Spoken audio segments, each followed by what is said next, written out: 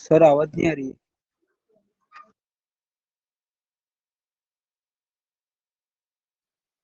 चलिए, तो स्टूडेंट्स ये है हमारा सोयाबीन। ठीक है, सोयाबीन में सबसे पहले आपसे पेपर में पूछा जाएगा भाई सोयाबीन कैसा होता है, तो ये सोयाबीन हो गया आपका। ठीक है, कुछ इस तरीके से आपका सोयाबीन होता है। ठीक है, सोयाबीन में सबसे पहले पूछा जाएगा भाई सोयाबीन का जो उत्पत्ति स्थान है वो कहाँ से है, तो सोयाबीन का उत्पत्ति स्थान कहाँ से माना जाता है। ठीक है, तो सोयाबीन का जो उत्पत्ति स्थान माना जाता है स्टूडेंट्स, ठीक है, वो है हमारा चाइना। वनस्पतिक नाम ग्लाइसिन मैक्स, फैमिली जो है वो है लेग्यूमिनेसी। ठीक है, अब बात आती है उत्पत्ति स्थान की, तो इसका उत्पत्ति स्थान जिसे हम लोग बोलते हैं ऑरिजिन प्लेस, उत्पत्ति कहां से हुई इसकी, तो बोल सर उत्पत्ति हुई चाइना से। चीन इसका उत्पत्ति स्थान माना जाता है। चीन में सोयाबीन को पहली बार देखा गया, चीन इसका उत्पत्ति स्थान माना जाता है। बोले यस सर, चीन इसका उत्पत्ति स्थान माना जाता है। ठीक है, बोले सर इसके साथ में क्या पूछा जाएगा, तो बोले सर इसके साथ में पूछा जाता है इसका क्रोमोसोम नंबर, जिसे हम लोग बोलते हैं गुणसूत्र। गुणसूत्र, इसका गुणसूत्र या जिसे हम लोग बोलते हैं chromosome number, CN number, chromosome number, इसका क्रोमोसोम नंबर क्या है, इसका गुणसूत्र क्या है। जी बताइए, इसका गुणसूत्र क्या होगा। तो सर इसका जो गुणसूत्र होता है ना वो होता है 2n = कितना, 2n = 40। सोयाबीन का जो गुणसूत्र होता है वो होता है 2n = 40। बोलो यस सर। ठीक है, सोयाबीन का जो गुणसूत्र होता है वो 2n क्या होता है, 40 होता है। 2n = 40 ये सोयाबीन का क्रोमोसोम नंबर होता है। ठीक है, सोयाबीन का क्रोमोसोम नंबर है। बोले यस सर। अब सबसे पहले क्या होता है स्टूडेंट्स, इसकी कुछ खास बातें में यदि हम जाएं सोयाबीन की, ठीक है, तो सोयाबीन की खास बातों में क्या होता है, इसके कुछ अन्य नाम भी हैं। सोयाबीन को किसी अन्य नामों से भी जाना जाता है। बोल सर इसे क्या कहा जाता है, बोले हमने सर अभी सोयाबीन देखा है।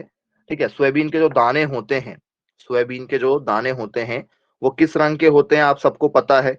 बोल सर सोयाबीन के जो दाने होते हैं ना वो येलो रंग के होते हैं। कैसे होते हैं, येलो रंग के दाने होते हैं सोयाबीन के। बोले यस सर, हमने देखा भी है।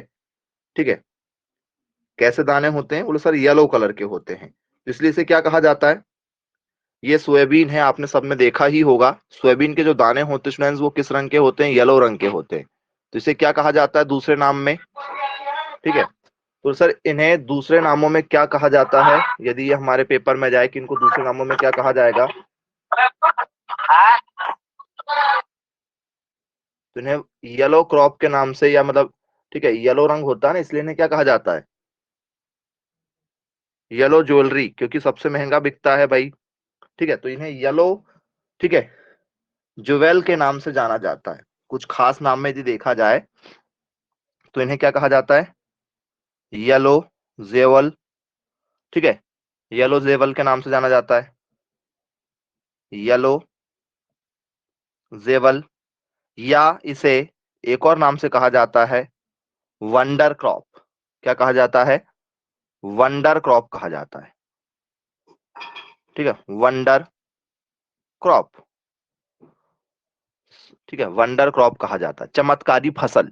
क्या कहा जाता है इसे, चमत्कारी फसल कहा जाता है। क्यों कहा जाता है भाई चमत्कारी फसल इसे, क्योंकि आपको पता है सोयाबीन जो होता है येलो कलर का होता है, इससे तेल बनाया जाता है।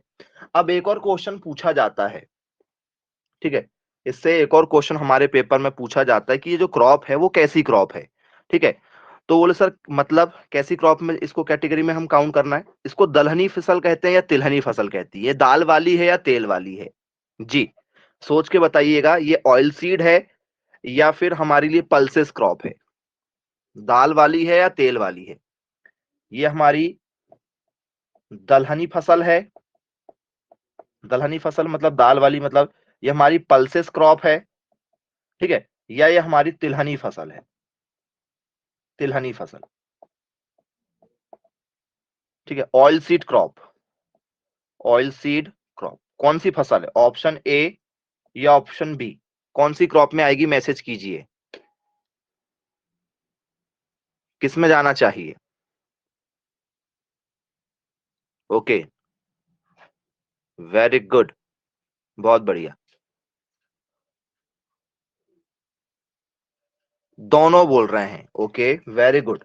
बोले सर ये दाल वाली भी है और ऑयल वाली भी, मतलब ए भी है और बी भी है, मतलब ये दलहनी और तिलहनी दोनों है, ये दलहनी और तिलहनी दोनों में है।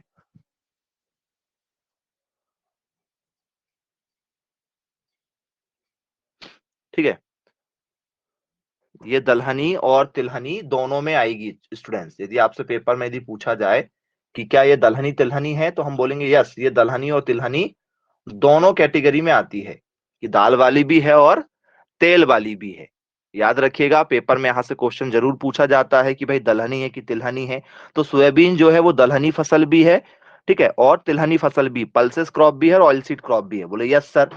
ठीक है, अब यदि आपसे मैं बात करूं भाई largest production in the world, सर्वाधिक उत्पादन, सोयाबीन का सर्वाधिक उत्पादन कहां होता है? सर्वाधिक उत्पादन, हाईएस्ट प्रोडक्शन, हाईएस्ट प्रोडक्शन,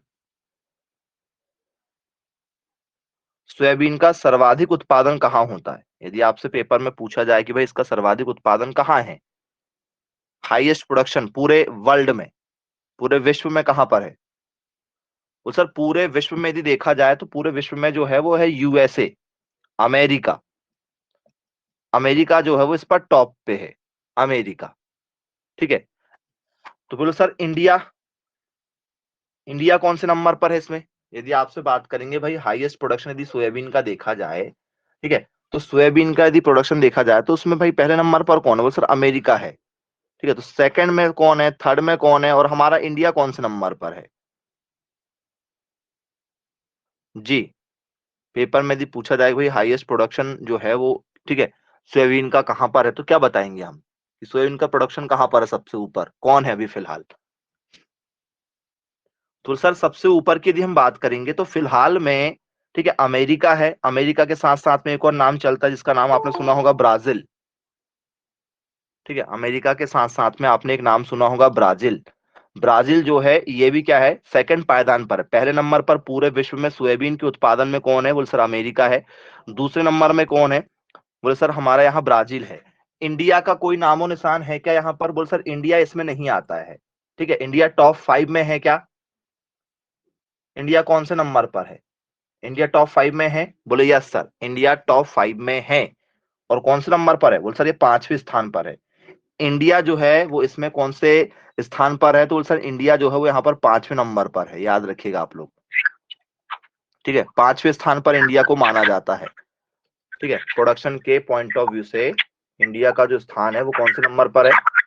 ठीक है, 5वें नंबर पर इंडिया है हमारा। ठीक है, नोट कीजिएगा। चलिए, माइक बंद रखेंगे बच्चे।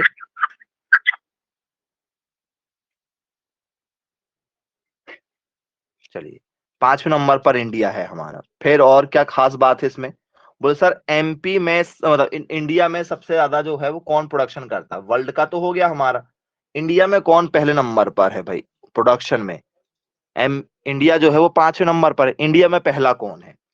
तो स्टूडेंट्स इंडिया में यदि हम देखें, भारत में सबसे ज्यादा सोयाबीन यदि कहीं प्रोडक्शन किया जाता है पूरे इंडिया में, तो वो दो ही स्टेट हैं, एक है एमएच, ठीक है, और सेकंड कौन है हमारा? एमपी, महाराष्ट्र और मध्य प्रदेश। महाराष्ट्र और मध्य प्रदेश यही सबसे ज्यादा क्या है, ठीक है, टॉप लेवल पे है। ठीक है, कभी एमपी बढ़ जाता है, कभी एमएच बढ़ जाता है। हमारे पेपर में आएगा तो हम क्या लगा के आएंगे? एमपी को ही प्रायोरिटी देंगे।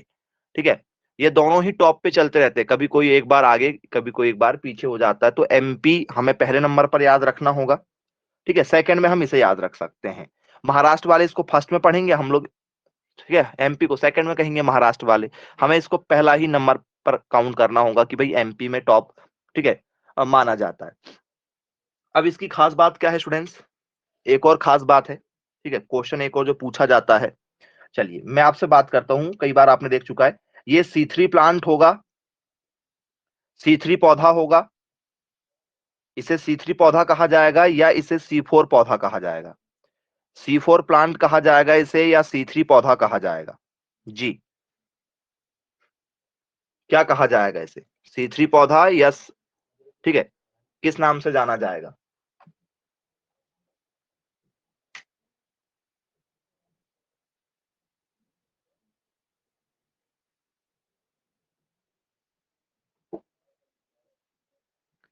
बताइए कौन सा पौधा कहा जाएगा इसे?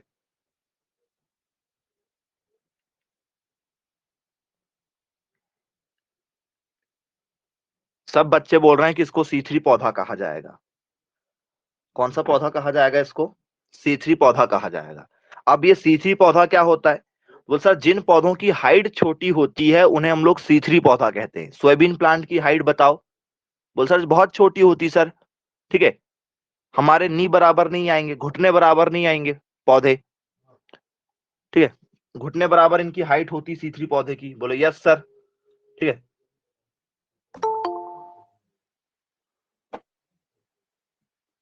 कितनी होती है? घुटने घुटने बराबर हाइट होती है इनकी। तो कौन सा पौधा होगा? C3 पौधा। ऐसे पौधे जिन पौधों की हाइट छोटी होती है उन्हें क्या कहते हैं? उन्हें C3 पौधे के नाम से जाना जाता है। ठीक है, बहुत छोटे पौधे होते हैं। देखा है आप सभी ने? बोले यस सर, हमने सबने देखा है सोयाबीन प्लांट। ठीक है, हम सभी ने सोयाबीन प्लांट को देखा हुआ है बहुत अच्छे तरीके से। ठीक है, कैसे पौधे होते हैं? बोल सर बहुत छोटे छोटे पौधे होते हैं। ठीक है, तो जिन पौधों की हाइट छोटी होती है उन्हें C3 पौधा कहा जाता है, और जिन पौधों की हाइट बड़ी होती है उन्हें C4 कहा जाता है। पौधा छोटा होगा तो C3, पौधे की हाइट बड़ी होगी तो C4। याद रखिएगा आप लोग, यहां से भी आपको क्वेश्चन देखने को बनते हैं पेपर में। ठीक है, तो सर हमें पूरा इसका क्या देखना है? यदि आपको पूरा खेत देखना है कि सर ये किस लेवल पर होती है, इनकी खेती कैसी होती है। ठीक है, तो आपको मैं दिखा देता हूं। ये देखिएगा, इस पौधे की हाइट बताइए कितनी है? तो बोल सर ये बहुत छोटे छोटे पौधे हैं। ठीक है, तो क्या होगा? बोल सर C3 पौधा होगा। यदि मक्के की बात करें, गन्ने की बात करें, ठीक है, पपीते की बात करें, आम की बात करें, तो बोल सर वो C4 पौधा हो जाएगा, क्योंकि इसकी हाइट बड़ी होती है, इन पौधों की हाइट छोटी होती है। बोले यस सर, क्लियर है हमें। ठीक है, यहां तक आप सभी को चीजें अच्छे से क्या है, क्लियर हो जाएंगी। फिर बोले सर आगे कुछ खास इसमें? तो स्टूडेंट्स आपसे पेपर में पूछा जाता है ये कैसी फसल है? ठीक है, तो बोले सर इस फसल में क्या होता है? ठीक है, बीज बनते हैं। बोले यस सर, इसमें बीज बनते हैं। तो बीज किसमें निकलते हैं? बोल सर इसमें फलियों में निकलते हैं। फलियां देखा थे आपने बीज के लिए? बोले यस सर, सोयाबीन की हमने फली देखे थे। ठीक है, क्या देखे थे हमने? सोयाबीन की फली। फली देखे थे। बोले यस सर, फलियां देखे थे हमने। ठीक है, तो भाई सोयाबीन के जो बीज होते हैं, सोयाबीन का जो, ठीक है, फली होते हैं, इस फली को क्या कहते हैं? देखा है आपने सोयाबीन की फली? ऐसा कोई नहीं होगा जिसने सोयाबीन की फली ना देखा हो। बोले सर हमने देखा, अभी आपने हमें बताए हैं सोयाबीन की फली। सोयाबीन की फली को क्या कहते हैं? कुछ नाम वाम होगा उसका सोयाबीन की फली को? वो सर कैसी फलियां, सोयाबीन कैसी फलियों में होता है? तो ये देख सकते हो, ये सोयाबीन की फली है। ये सोयाबीन की फलियां हैं। इसके अंदर से क्या निकलता है? बोले सर पीले रंग का सोयाबीन निकलता है। तो इसको क्या कहा जाता है? इन फलियों को क्या कहा जाता है? कोई बताएगा सोयाबीन की फलियों को क्या कहा जाता है? Very good. ये सोयाबीन की जो फली दिखाई दे रही है, इन फलियों को कहा जाता है पॉड। ठीक है, सोयाबीन की फली, फली का मतलब होता है क्या? पॉड। सोयाबीन की फलियों को कहा जाता है पॉड, कहा जाता है। पेपर में यहां से भी क्वेश्चन बन जाते हैं। वे सोयाबीन की कलियों को क्या कहा जाता है? पॉड कहा जाता है। ठीक है, ये हो गया आपके लिए इंपॉर्टेंट क्वेश्चन। अब हम बात करना स्टूडेंट, सबसे ज्यादा प्रोटीन यदि किसी में पाया जाता है, ठीक है, बोल सर हाईएस्ट प्रोटीन पाया जाता है, सभी फसलों में से ज्यादा प्रोटीन किसमें मिलता है? इसी में मिलता है हाईएस्ट प्रोटीन, सर्वाधिक प्रोटीन की मात्रा जो है। ठीक है, सर्वाधिक प्रोटीन जो है स्टूडेंट्स, वो आपको इसी में देखने को मिलेगा।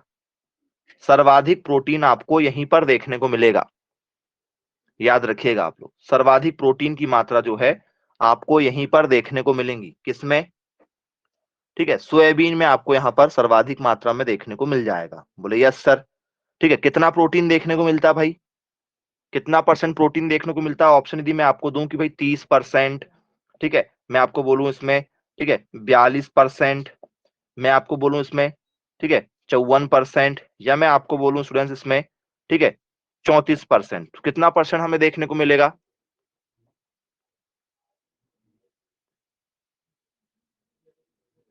चलिए, सारे बच्चों ने लगभग सही आंसर दिए हैं। बोले सर 42% के आसपास हमें प्रोटीन देखने को मिलेगा। 42% हमें यहाँ पर प्रोटीन देखने को मिल जाएगा स्टूडेंट्स। बोले सर क्लियर है हमें? बिल्कुल 100% क्लियर है। ठीक है, तो बोले सर ये प्रोटीन का परसेंटेज हो गया। उस प्रोटीन का नाम भी है क्या भाई? जो प्रोटीन पाया जाता है, प्रोटीन का परसेंटेज तो देख लिया हमने, 42% प्रोटीन पाया जाता है सोयाबीन में। भाई जिनको प्रोटीन की कमी है, ठीक है, जिन्हें बिल्कुल मसल बनाना है, तो वो लोग क्या करते हैं, सोयाबीन को भी खाते हैं। ठीक है, बोले यस सर। अब क्या पूछा जाता है भाई, कौन सा प्रोटीन पाया जाता है? प्रोटीन तो है, लेकिन कौन सा, उसका कुछ नाम वगैरह होगा। किस नाम का प्रोटीन पाया जाता है? वीडियो वाला ऑप्शन बंद कर दो बेटा, हरिओम।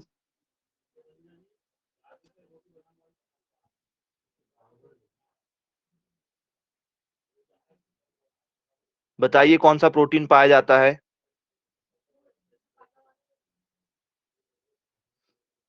बोले सर फिलहाल नाम याद नहीं आ रहा है प्रोटीन का। यदि नाम आपसे पूछा जाए तो स्टूडेंट्स एक बहुत ही सिंपल सा प्रोटीन है जिसे हम लोग कहते हैं, ठीक है, लाइसिन। क्या कहते हैं इसे हम लोग? बोले सर लाइसिन नाम का एक प्रोटीन पाया जाता है। कौन सा प्रोटीन पाया जाता है? लाइसिन। नाम सुना होगा सबने। इस प्रोटीन का नाम क्या है? बोल सर प्रोटीन का नाम है लाइसिन। सोयाबीन में कौन सा प्रोटीन पाया जाता है? तो सोयाबीन में लाइसिन नाम का प्रोटीन पाया जाता है सर्वाधिक मात्रा में। सोयाबीन में कौन सा प्रोटीन पाया जाता है? यदि आपके पेपर में आया तो याद रखिएगा, सोयाबीन में जो है वो लाइसिन नाम का प्रोटीन पाया जाता है। ठीक है, ये भी पूछा जाता है कि भाई कौन सा प्रोटीन पाया जाता, तो हम बता देंगे। ठीक है, चलो। अब क्या होता है स्टूडेंट्स, देखिए क्या होता है कि दो प्रकार के लोग होते हैं। एक होते हैं मांसाहारी, एक होते हैं शाकाहारी लोग। अब शाकाहारी जो लोग होते हैं, जो साग सब्जियां खाते हैं, उनको प्रोटीन के लिए क्या होता है? कुछ नहीं है उनके पास में प्रोटीन के लिए। वो दूध पिएंगे, ठीक है, वो कुछ वेजिटेबल खा लेंगे, ठीक है। और जो मांसाहारी लोग रहते हैं, वो किसी भी प्रकार का मांस खा सकते हैं, तो वो साग सब्जियां भी खा लेते हैं, वो मांस भी खा लेते हैं, तो उन्हें प्रोटीन मिल जाता है आसानी से। लेकिन जो क्या होते हैं हमारे शाकाहारी लोग, जो होते हैं, जो नॉन वेजिटेरियन होते हैं, ठीक है, जो वेजिटेरियन होते हैं, मतलब जो क्या होते हैं, वेजिटेरियन लोग, तो वो क्या खाएंगे भाई फिर? तो सर वो खाते हैं सोयाबीन। तो इन्हें इसलिए क्या कहा जाता है? ठीक है, बोले सर इन्हें इसलिए कहा जाता है हमारा कि भाई ये वेजिटेरियन लोग हैं। ठीक है, तो वेजिटेरियन लोग हैं तो क्या खाएंगे? साग सब्जियां खाएंगे। भाई जो वेजिटेरियन लोग हैं वो क्या खाना पसंद करते हैं? साग सब्जियां खाना पसंद करते हैं। ठीक है, वेजिटेरियन लोग, शाकाहारी लोग। तो इसे क्या कहा जाता है? ठीक है, इन्हें क्या कहा जाता है? वेजिटेरियन। ठीक है, या meat of vegetarian. Meat of vegetarian ऐसा लिख सकते हैं कि भाई इन्हें क्या कहा जाता है हमारा? Meat of vegetarian. मतलब शाकाहारियों का, शाकाहारी का मांस। शाकाहारियों का मांस ऐसा कह सकते हैं, ठीक है, हारियों का मांस, शाकाहारियों का मांस। क्यों? क्योंकि भाई उनको क्या चाहिए, वो तो मांस खा नहीं सकते। तो प्रोटीन के लिए वो क्या खाना पसंद करते हैं? बोल सर सोयाबीन। क्योंकि जिस तरीके से मांस में ज्यादा प्रोटीन पाया जाता है, वैसे ही शाकाहारी लोगों के लिए, जो वेजिटेरियन लोग होते हैं, उनके लिए सबसे ज्यादा जो प्रोटीन पाया जाता है वो किस में पाया जाता है? तो बोल सर सोयाबीन में पाया जाता है, इसलिए उसे शाकाहारियों का मांस कहा जाता है। याद रखिएगा आप लोग। बोले यस सर, क्लियर है हमें? ठीक है, 100% क्लियर है यहां तक।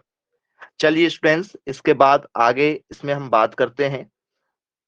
ठीक है, खास बात स्टूडेंट्स, क्या होता है, सोयाबीन जब हम लगाते हैं, ठीक है, तो सोयाबीन जब हम लगाते हैं तो एक मेथड का यूज किया जाता है जिसे कहा जाता है FIR।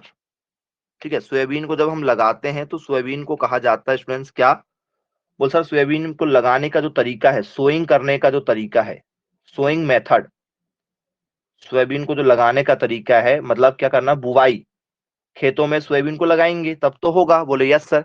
तो सोयाबीन को जो लगाने का तरीका है स्टूडेंट्स हमारा, उसे किस विधि के नाम से जाना जाता है? तो सर उस विधि का नाम है हमारा FIR। कौन सी विधि है बच्चों? FIR विधि है। FIR मेथड, FIR विधि, FIR, ठीक है, विधि के नाम से उसे हम जानते हैं, FIR विधि। क्या खास बात भी है इस FIR विधि की? बेटा हरिओम, वीडियो वाला ऑप्शन बार बार बंद चालू क्यों कर रहे हो? रेड बटन के पास में एक माइक वाला ऑप्शन है और एक वीडियो वाला, जल्दी बंद करो उसको।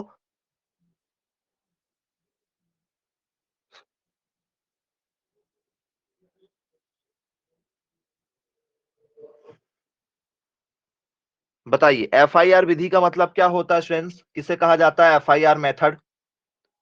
ठीक है, सोयाबीन की जो है एफआईआर मेथड जो है उसका मतलब क्या है, क्या होता है भाई सोयाबीन की एफआरआई मेथड में क्या किया जाता है। तो सर ये एफआईआर तो हमने सुना है कि सर सिर्फ उसमें किया जाता है, किसमें, ठीक है, पुलिस चौकी वाली एफआईआर मेथड है।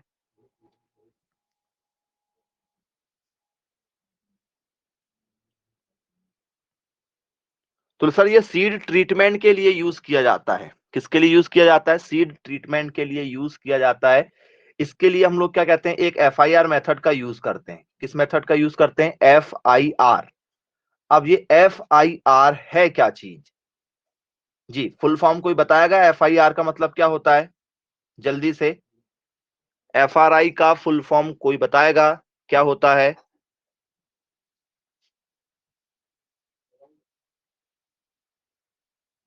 बेटा हरिओम, राइट बटन के बाजू में ना एक वीडियो वाला ऑप्शन है, उसको बंद कर दो बेटा, क्यों परेशान हो रहे हो, क्यों झांक झांक के देख रहे हो। बीच में क्लिक करोगे तो रेड बटन के बाजू में एक वीडियो का ऑप्शन आता है।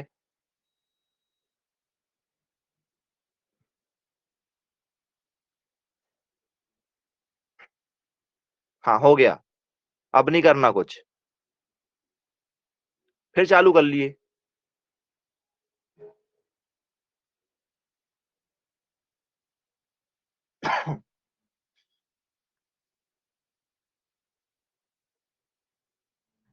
बताओ भाई एफआरआई का फुल फॉर्म बताओ।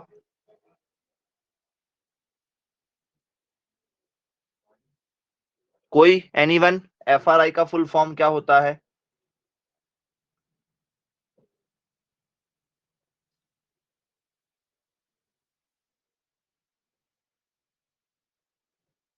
कोई नहीं,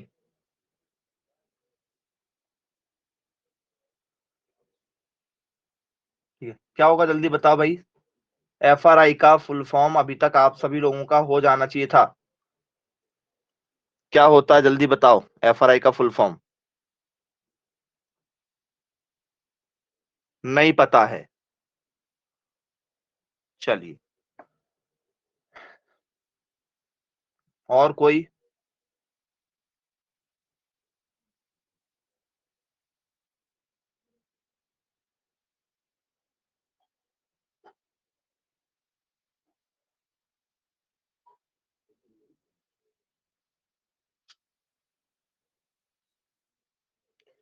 जैसे स्टूडेंट्स यदि आपसे पेपर में पूछा जाए कि भाई जैसे क्या होता है हमारा, ठीक है, पुलिस चौकी जब हम जाते हैं तो हम लोग क्या करते हैं, एफआईआर करते हैं, एफआईआर दर्ज करवाते हैं, वैसे ही इसमें एक एफआईआर विधि होती है सोइंग की।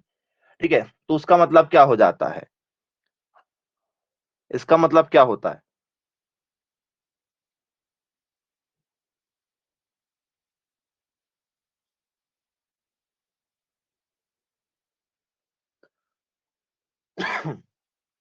इतने तक अभी तक पढ़े होंगे आप लोगों ने, कभी कभी तो पढ़े होंगे, 11th में भी था एफआरआई मेथड। चलो एफ का मतलब है फर्स्ट, तो बाकी का मतलब बताओ फिर क्या होना चाहिए।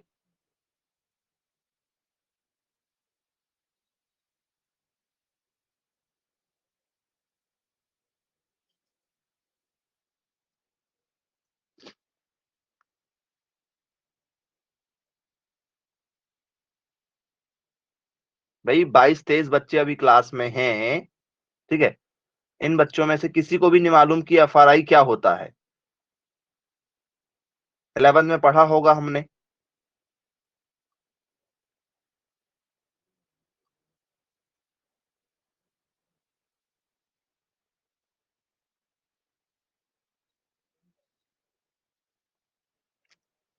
चलो मैं बता देता हूँ, फर्स्ट इंफॉर्मेशन रिपोर्ट गलत जवाब है, गलत है, फर्स्ट इंफॉर्मेशन रिपोर्ट तो वो एफआईआर करते हैं जिसकी होती है, इसकी क्या होती है, तो स्टूडेंट्स इसका मतलब होता है, एफ का मतलब होता है फाइनाइट, आई का मतलब होता है इम्पल्स, और आर का मतलब होता है रिस्पॉन्स। आर का मतलब क्या होता है यहां पर, रिस्पॉन्स से होता है, फाइनाइट इम्पल्स रिपोर्ट, यदि पेपर में यदि आ जाता तो आप सब के सब बच्चों को यहां पर 0 मार्क्स मिलेंगे। ठीक है, क्या होता है स्टूडेंट्स इसका मतलब, ठीक है, आप सब जान सकते हैं, यहाँ पर साफ साफ लिखा हुआ है। ठीक है, ये इसका फुल फॉर्म है। तो ये क्यों होता है स्टूडेंट्स? बोले सर, जब हम कभी भी किसी भी बीजों को लेकर आते हैं तो हम क्या करके देखते हैं भाई, बीज उपचारित करके देखते हैं। ठीक है, तो ये सबसे पहले पूछा जाता है। एफआरआई विधि बीज उपचार की विधि है। क्या करने की है? बीज उपचार करने की है। बीज उपचार, सीड का ट्रीटमेंट करना यदि है, सीड को यदि क्या करना है? ट्रीटमेंट करना है। क्या होता है स्टूडेंट्स, आप अपने घर में पूछिएगा या किसी सीनियर लोगों से पूछिएगा तो वो बता देंगे आपको। क्या बताएंगे? कि भाई यदि हमें क्या करना है, जैसे मान के चलो हमने कोई नया बीज लेकर आए। अब हमारे पास में बहुत ज्यादा जमीन जायदाद है। अब वो किसान आदमी है। यदि उसने खेत में बिना बीज उपचार किए, मतलब वो पहले घर के आसपास कहीं 2 4 10 बीज लगा के देखता है, या वो 100 बीज लगा के देखता है, गिनती के 100 बीज लगाएगा। फिर वो तब देखता है कि भाई 10 दिन के अंदर में क्या हो गए, 100 में से 90 बीज सक्सेस हो गए हैं, या 100 में से 100 बीज सक्सेस हो गए, मतलब 100% वो क्या है? बीज उपचार हो जाएगा। मतलब क्या हो जाएगा? फसल ग्रोथ करेगी खेतों में। या उसने मान के चलो 100 बीज लगा के देखा घर के आसपास कहीं भी। ठीक है, उसने देखा कि भाई 100 में से 70% बीज उगे। ठीक है, क्या हुआ? जर्मिनेट हुआ है। ठीक है, क्या हुआ है? बीज उपचार हुआ, जर्मिनेट हो गया है भाई, उग चुका है, अंकुरित हो चुका है। लेकिन यदि उसने लगाया और 10 15 बीज ही बस क्या हुए? अंकुरित हो पाए, बाकी 80 90 बीज जो है वो अंकुरित नहीं हो पाए, तो क्या समझ में आया इससे? कि भाई जो हम लगाने वाले हैं, ये जो बीज लगाने वाले हैं ना, ये बीज कैसा है? ठीक है, खराब बीज है। ये खेत में बिल्कुल अंकुरित नहीं हो पाएगा। क्योंकि भाई खेती में यदि हम बीज लगाएंगे तो आपको पता है भाई बहुत खर्चा आ जाता है। तो इसके पहले हमें क्या करके देखना पड़ता है? कुल मिला के बीजों की टेस्टिंग करना पड़ता है कि भाई ये बीज अच्छी किस्म का है, खेतों में उग सकता है या नहीं उगेगा, अंकुरित होगा, जर्मिनेट हो पाएगा, जर्मिनेशन अच्छे से होगा नहीं होगा। तो ये सबसे पहले क्या किया जाता है? घरों में चेक किया जाता है, या खेत के किसी एक कोने में गिनती के 100 बीज बो देते हैं। देखते हैं कि भाई 100 में से कितने परसेंट बीज सक्सेस हुए। जितने परसेंट सक्सेस हुए उसी के हिसाब से खेतों में वो क्या करते हैं? फिर लगाते हैं। भाई सक्सेस यदि नहीं होंगे तो नहीं लगाएंगे। क्लियर हुआ क्या? बोले यस सर, बिल्कुल 100% क्लियर हो गया हमें। ठीक है, किसी को कोई डाउट हो तो बिल्कुल आप पूछ सकते हैं फिर। ठीक है, मुझे नहीं लगता कि कोई डाउट है आपको। बन जाएगा? बोले यस सर, बन जाना चाहिए, है ना? नोट डाउन कीजिए, गलती नहीं करना है। एफ आर आई का जो फुल फॉर्म है, ठीक है, उसमें आपकी गलती नहीं होना चाहिए। एफआरआई का फुल फॉर्म आपको पता होना चाहिए। ठीक है, बहुत से बच्चों को पता नहीं होता और ये हमने पढ़ा हुआ है। और ये सिर्फ किसके लिए किया जाता है? बोले सर, ये सब सबसे पहले किया जाता है दलहनी फसलों के लिए, सिर्फ और सिर्फ। ठीक है, दलहनी फसलों के लिए, याद रखिएगा आप लोग। दलहनी फसलों के लिए किया जाता है, दाल वाली फसलों के लिए। बोले यस सर, बन जाएगा हमसे। ठीक है, 100% हमसे बन जाएगा। चलिए फिर नेक्स्ट।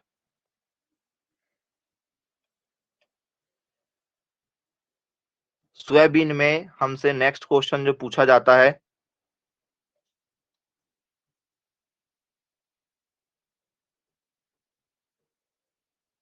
नेक्स्ट क्वेश्चन है इसके डिसीज से रिलेटेड।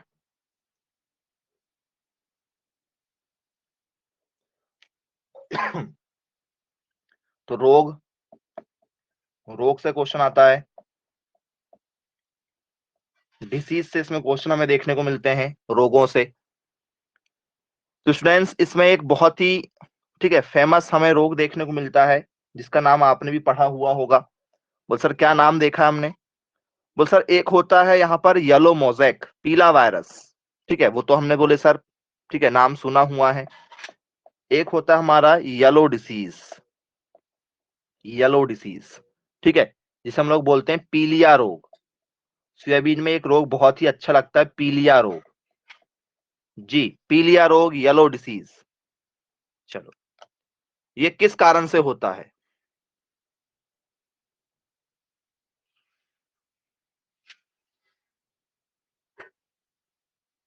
बताइए। पीलिया रोग जो है वो किस कारण से होता है? वायरस के कारण से होता है। ओके, कुछ लोग बोल रहे हैं वायरस के कारण से होता है। चलिए, जी, बाकी बच्चे क्या कहना चाहेंगे, किस कारण से होता है?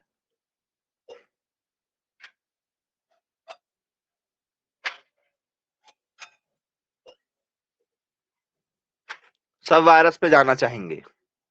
व्हाइट फ्लाई के कारण से होता है, ओके। सफेद मक्खी के कारण से होता है, वेरी गुड। ठीक है, बहुत बढ़िया। ठीक है, बहुत बढ़िया। तो स्टूडेंट्स आपको कुछ समझ में आना भी चाहिए ना, हवा हवाई वाली बातें नहीं करना है जी। आपने जो पढ़ा हुआ है वो उसका नाम है बेटा येलो मोज़ेक। आपने क्या पढ़ा हुआ है? येलो मोज़ेक पढ़ा हुआ है। ठीक है, ये येलो मोज़ेक है। ठीक है, ये येलो मोज़ेक है। जैसा हरिओम ने कहा कि सर येलो मोज़ेक जो होता है, बहुत सारे सभी बच्चों ने कहा वायरस के कारण से होता है। ठीक है, मैक्सिमम बच्चों ने कहा वायरस के कारण से होता है। जी हाँ, येलो मोज़ेक जो होता है वो वायरस के कारण से ही होता है। पीला जो ये है, पीला मोज़ेक जिसे हम लोग कहते हैं, वो वायरस के कारण से ही होता है। कौन, ठीक है, वायरस कौन लाने ले जाने का काम करता है? तो वो सर व्हाइट फ्लाई नाम की सफेद मक्खी, हमारे घर में जैसी काली मक्खी होती है ना, वैसी खेतों में सफेद मक्खी होती है। वो सफेद मक्खी क्या करती है? ठीक है, ये लाने ले जाने का काम करती है। वो येलो मोज़ेक रोग है जिसकी आप बातें कर रहे हो, वो येलो मोज़ेक है। जी, मैं आपसे बात कर रहा हूँ येलो डिसीज की, पीलिया रोग। ये येलो मोज़ेक है, पीला मोज़ेक, ये है पीलिया रोग। दोनों में अंतर है। जी, बताइएगा क्या होगा?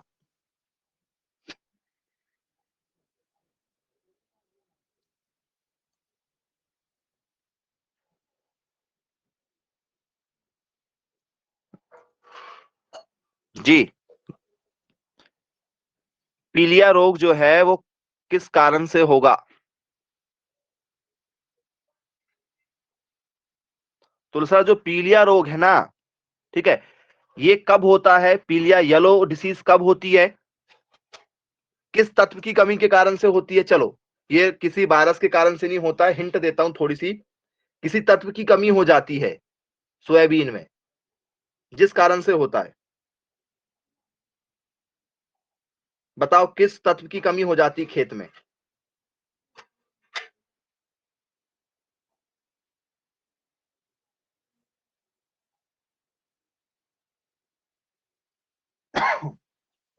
जिंक की कमी हो जाती है। वेरी गुड, करेक्ट आंसर है भाई। नाइट्रोजन नहीं होगा, जिंक होगा। जिंक की कमी हो जाती है। तो सर जिंक की कमी से क्या होने लगता है? जिंक की कमी यदि होगी, या लोह तत्व की कमी हो जाती है, लोहे की कमी हो जाती है। ठीक है, खेतों में भी आपको देखा होगा लोहा पाया जाता है भाई, मिट्टी में। तो ये है, पत्तियां कुछ इस रंग की होने लगती हैं। ध्यान से देखिएगा, पीले रंग की पत्तियां दिखाई दे रही हैं आपको, तो बोले यस सर। ये पीले रंग की जो पत्तियां हैं किस कारण से होती हैं? और सर पीले रंग की जो पत्तियां हैं ये येलो डिसीज के कारण से होती हैं। किस कारण से होती हैं? येलो डिसीज के कारण से होती हैं, याद रखिएगा आप लोग। ठीक है, तो सर ये जिंक की कमी के कारण से होती है। किस कमी के कारण से होती है? जिंक, या इसे ही हम लोग बोलते हैं स्टूडेंट्स क्या? ठीक है, एफी मतलब आयरन। जिंक या आयरन, जिंक तत्व होता है एक, और एक होता है लोहा। आपने सबने देखा है मिट्टी में लोहा पाया जाता है। जिंक और लोह तत्व की कमी जो होती है, इस कारण से क्या होता है? येलो मोज़ेक रोग होता है। याद रखिएगा आप लोग। बेटा हरिओम, आपको बात समझ में आ रही है? रेड बटन के बाजू में वीडियो ऑफ करने वाला ऑप्शन है बेटा, तो अपनी डीपी हटा दो वहां से। क्यों झांक झांक के देख रहे हो? मजा आ रही है चालू करने में माइक, वीडियो वाला ऑप्शन?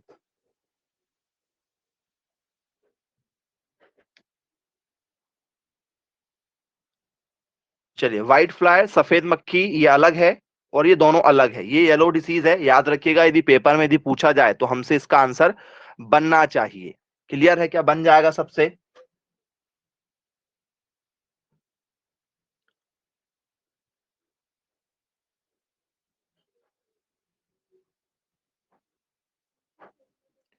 चलिए, तो ये था हमारा रोग, एक हो गया डिसीज, है ना। ये खास इंपॉर्टेंट डिसीज है जो आपको मैंने अभी बताया हूं।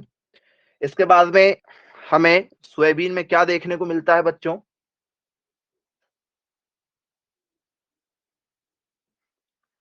तो बोले सर हमें सोयाबीन में यहाँ पर कीट वाला टॉपिक पेपर में पूछा जाता है। कीट जिसे हम लोग क्या बोलते हैं, इंसेक्ट कहते हैं, इंसेक्ट के नाम से जानते हैं। इंसेक्ट मतलब कीट। एक बहुत ही अच्छा कीट हमें पूछा जाता है पेपर में, जिस कीट का नाम याद रखिएगा। बोल सर कौन सा? Girdle beetle. एक बहुत ही अच्छा कीट है, ठीक है। गर्डल बीटल नाम का एक कीट है, गर्डल बीटल इस नाम का एक कीट होता है स्टूडेंट्स, गर्डल बीटल, ये कीट का नाम है गर्डल बीटल। क्या खास बात है स्टूडेंट्स गर्डल बीटल की? आपने देखा है गर्डल बीटल को?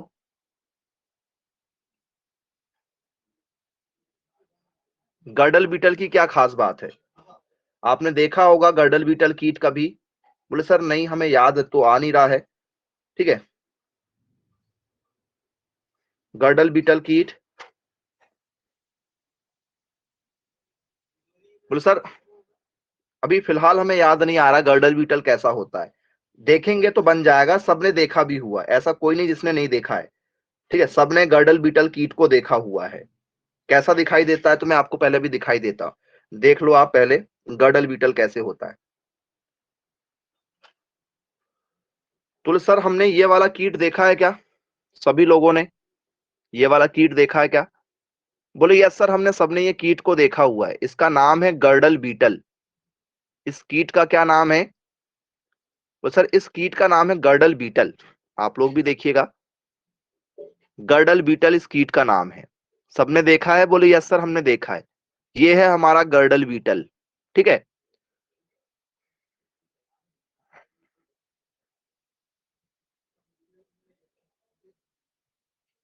तो बोले सर गर्डल बीटल की क्या खास बात है, क्या करता है ये? तो सर ये करता है फलियों में छेद। ठीक है, मतलब क्या करता है, पॉड बोरर है, पॉड बोरर। जो फलियां होती हैं सोयाबीन की, उन फलियों में छेद कर देगा, जिससे भाई सोयाबीन क्या होगा, नहीं बन पाएगा अच्छे से। ठीक है, मैच्योर नहीं हो पाएगा, पहली क्या हो जाएगा वो, ठीक है, उसमें होल हो जाएगा तो भाई, ठीक है, खराब हो जाएगा, डैमेज होने का चांसेस रहेगा। तो फलियों में छेद करता है, जो फलियां होती हैं, ठीक है, फलियों में छेद, फलियों में छेद कर देता है। तो भाई जब फलियों में छेद हो जाएगा तो भाई खराब हो जाएगा वो। ठीक है, पकने से पहले छेद हो जाएगा तो वो खराब होने लगेंगी, सड़ने लगेंगी। तो फलियों में छेद करने लगता है गर्डल बीटल। ठीक है, तो सर गर्डल बीटल के बारे में भी हमसे पेपर में भी पूछा जाएगा, भाई जो गर्डल बीटल है इसका क्या साइंटिफिक नेम है, इसका कोई साइंटिफिक नेम होगा गर्डल बीटल का? बोले यस सर, इसका साइंटिफिक नेम हमसे पेपर में पूछा जाता है। यदि आ गया तो इसका वैज्ञानिक नाम क्या होता है? गर्डल बीटल कीट का वैज्ञानिक नाम, पूरे विश्व वाले इसको किस नाम से जानते हैं? वैज्ञानिक नाम मतलब साइंटिफिक नेम, क्या होता है इसका साइंटिफिक नेम? गर्डल बीटल का वैज्ञानिक नाम यदि पेपर में आया तो क्या लिख कर आएंगे?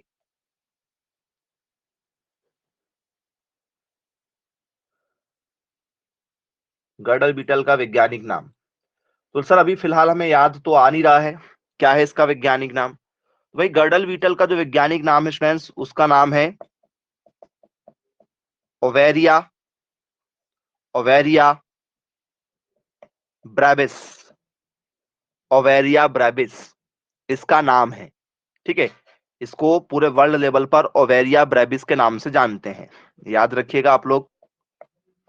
ठीक है, जब हम लोग बायोलॉजी पढ़ते हैं, जब हम लोग फाइलम वगैरह पढ़ते हैं, जगत वगैरह पढ़ते हैं, तो उस समय भी हमें ये सब चीजें देखना होता है।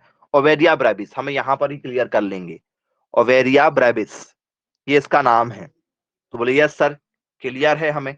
सोयाबीन में जो गर्डल बीटल लगता है या गर्डल बीटल किसी में भी लगे, इसका साइंटिफिक नेम ओवेरिया ब्रेविस के नाम से जाना जाएगा।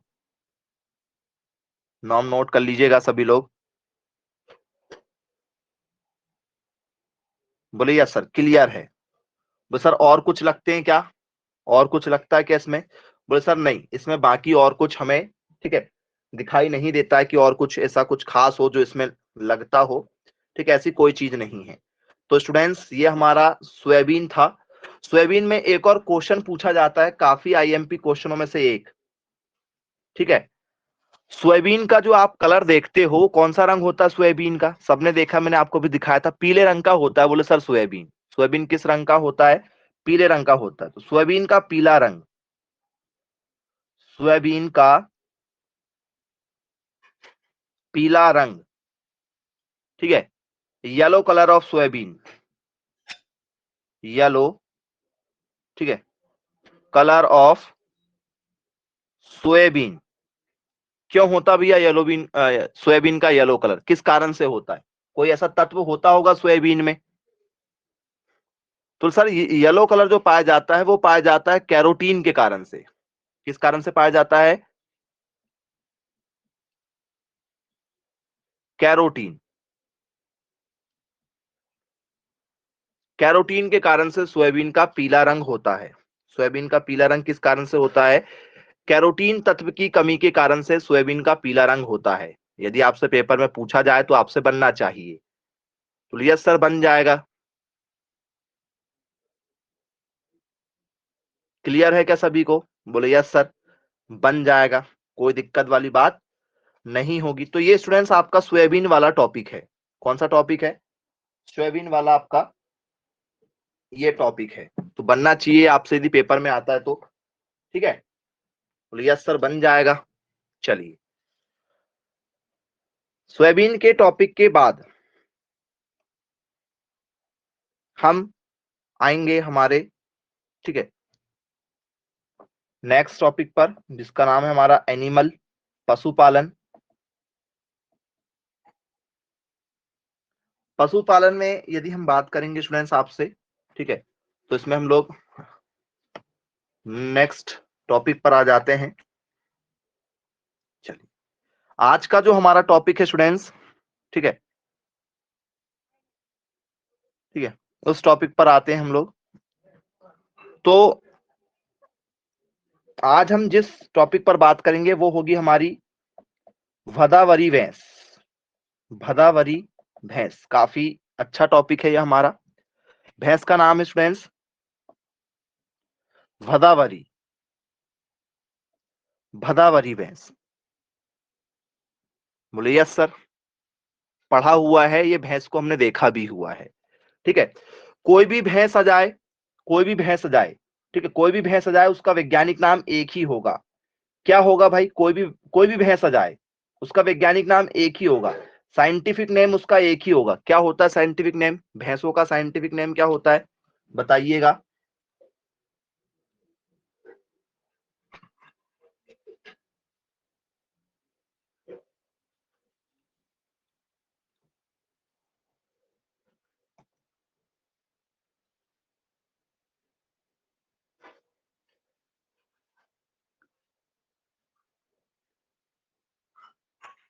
बुबालस बुबैलिस, वेरी गुड, बहुत बढ़िया।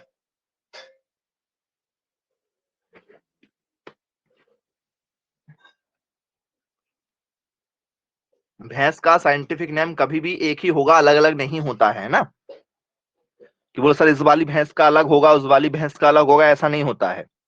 बुबालस बुबैलिस होगा, बुबालस बुबैलिस, बुबालस बुबैलिस होता है। बोले यस सर, ठीक है। तो स्टूडेंट्स ये भदावरी भैंस कैसी होती है, कैसी दिखाई देती है, इस पर भी हम चर्चा करेंगे आपसे कि ये भैंस कैसी दिखाई देती है हमारी। सबने देखा होगा भदावरी, नाम ही है भदावरी। कैसी होती है भाई भदावरी? वो सर भदावरी जो होती है ना वो स्वर्ण आकार की होती है, सोने के आकार की हमें दिखाई देती है, ठीक है, थोड़ा सा सोने सा कलर होता है इसका, कुछ इस तरीके से होती है। भदावरी जो होती है कुछ हमारी इस तरीके से होती है, सोने जैसे आकार की। बोले यस सर सोने जैसे आकार की होती है, ठीक है। देखिएगा इसको, ये है, हल्की सी गोल्डन से कलर की होती है, सुनहरे टाइप की होती है, जैसे हम लोग बोल सकते हैं धूसर कलर की, ठीक है। बोले यस सर दिखाई दे रही है हमें। तो स्टूडेंट्स इसकी क्या खास बात है, ठीक है। तो सर इसके बारे में आपने हमें थोड़ा सा और बताया हुआ था, ठीक है। क्या बताया हूं मैंने स्टूडेंट्स इसको? तो सर इसका उत्पत्ति स्थान, इसका उत्पत्ति स्थान पर यदि हम चर्चा करें, इसका ऑरिजिन प्लेस, उत्पत्ति कहां से हुई है इसकी, ऑरिजिन प्लेस कहां से इसका? बोल सर ऑरिजिन प्रदेश है इसका यूपी, यूपी है। कहाँ है इसका उत्तर ओरिजिन प्लेस? बोले सर यूपी है। और बोले सर यूपी में भी कहां पर? यूपी में भी कहां? उत्तर प्रदेश में कहां? बोले सर इटावा। जगह का नाम क्या है? बोले सर इटावा एक जगह का नाम है। ठीक है, इटावा एक जगह का नाम है जहां पर इसका उत्पत्ति स्थान हुआ है। इटावा में, यूपी में, उत्तर प्रदेश के यूटी, ठीक है, यूपी में हुआ है। बोले यस सर। तो सर इसको हम क्यों पढ़ रहे हैं, क्यों इंपॉर्टेंट हमारे लिए? भाई सबसे ज्यादा बसा इसी में पाया जाता है। सर्वाधिक फैट जो है, सर्वाधिक बसा जो है, हाईएस्ट फैट, सबसे ज्यादा जो बसा पाया जाता है, सर्वाधिक फैट जो है, बसा जो है वो इसी में पाया जाता है। हाईएस्ट फैट पाया जाता है, सर्वाधिक बसा पाया जाता है, याद रखिएगा आप लोग। 13% फैट पाया जाता है इसमें, 13% बसा पाया जाता है इसके गाय के दूध में। ठीक है, इसलिए इसे हम लोग ने क्या किया है, ठीक है, पढ़ा हुआ है कि भाई जो भदावरी भैंस होती है इसका उत्पत्ति स्थान उत्तर प्रदेश के इटावा जिले में है, और ये सबसे ज्यादा इसके दूध में क्या पाया जाता है, बसा पाया जाता है। ठीक है, ये हमें याद रखना होगा। बोले यस सर, क्लियर है हमारे लिए। ठीक है, फिर नेक्स्ट बफेलो पर आते हैं हम लोग। तो सर हम कौन सी बफेलो की बात करेंगे अब? ठीक है, नेक्स्ट बफेलो जो है हमारी, बोले सर नागपुरी, नागपुरी भैंस। कौन सी भैंस? नागपुरी भैंस, नागपुरी। अब इस नागपुरी भैंस की क्या खास बात है भाई? इस नागपुरी भैंस की क्या खास बात है, क्यों हमें इसे पढ़ना चाहिए नागपुरी भैंस की? बोले सर नागपुरी भैंस जो है नाम ही में छुपा हुआ है कि भाई नागपुरी भैंस होगी तो नागपुर में ही पाई जाएगी। नागपुरी भैंस है तो कहां पाई जाएगी? ठीक है, तो सर नागपुर में ही पाई जाएगी, मतलब ये कहां पाई जाने वाली? बोल सर महाराष्ट्र में। कहां पाई जाने वाली है? महाराष्ट्र में हमें देखने को मिलेगी नागपुर। मतलब नागपुर कहां आता है? महाराष्ट्र में आता है। तो ओरिजिन प्लेस कहां है? बोले सर ओरिजिन प्लेस है हमारा महाराष्ट्र। ओरिजिन प्लेस क्या है हमारा? बोले सर महाराष्ट्र है। महाराष्ट्र, महाराष्ट्र में कहा? महाराष्ट्र में कहा? नाम में ही छुपा हुआ है। महाराष्ट्र में कहा? बोले सर जगह का नाम है एक अकोला। सुना होगा नाम आपने, अकोला। नागपुर के पास है अकोला। अकोला, अमरावती, अमरावती, जगह के नाम सुने होंगे आपने, अमरावती। बोलिए यस सर, अकोला, अमरावती, ये इसका उत्पत्ति स्थान है। ठीक है, नागपुर तो है ही ऑलरेडी, नागपुरी का तो नागपुर होगा ही होगा। ठीक है, ये है। बोल सर इसे किस नाम से जाना जाता है, और इसका कोई अन्य नाम भी होगा? इसका कोई अन्य नाम होगा, अदर नेम? नागपुरी का अदर नेम कुछ होगा, घर वाले से कोई अन्य नाम से जानते होंगे? बोलिए यस सर, इसको घर वाले नाम जानते हैं बरारी के नाम से। इसको घर वाले किस नाम से जानते हैं? इसके बरारी के नाम से भी इसे जाना जाता है। ठीक है, इसे बरारी के नाम से भी जानते हैं। बोले यस सर, क्लियर है हमें। ठीक है, तो मैं आपको नागपुरी दिखा देता हूं कि नागपुरी होती कैसी है। ठीक है, नागपुरी आप एक बार देख लीजिए नागपुरी कैसी होती है। चलो मैं इससे पूछूं, इससे एक क्वेश्चन जरूर बनता है। ठीक है, वो क्वेश्चन ये है कि भाई इसकी जो सींग होती है वो सींग कैसी दिखाई देती है? ठीक है, नागपुरी की सींग पेपर में कई बार, ठीक है, पूछने वाले क्वेश्चनों में से एक होती है, सींग इसकी कैसी दिखाई देती है हमें? नागपुरी की सींग कैसी दिखाई देती है जी? एनीवन, कैसी सींग दिखाई देती है? कोई बताने की कोशिश करना चाहेगा? ये है नागपुरी।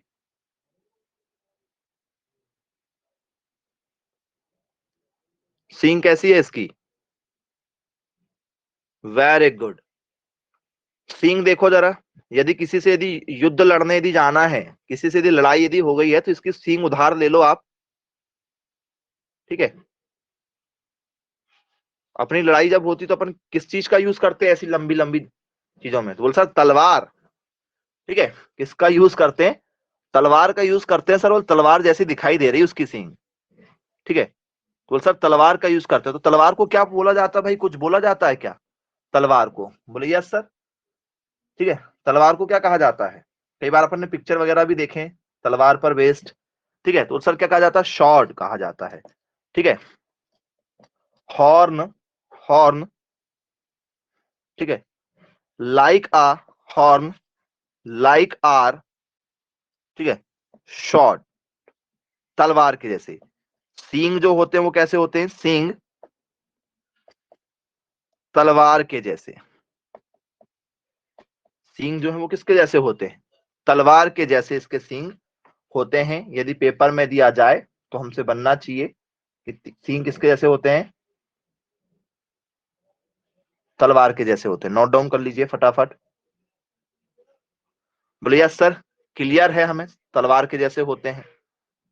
बस इसके अलावा इसकी कोई खास बात नहीं है, ठीक है, जो हमें जानना चाहिए। चलिए नेक्स्ट भैंस पर बात करते हैं हम लोग।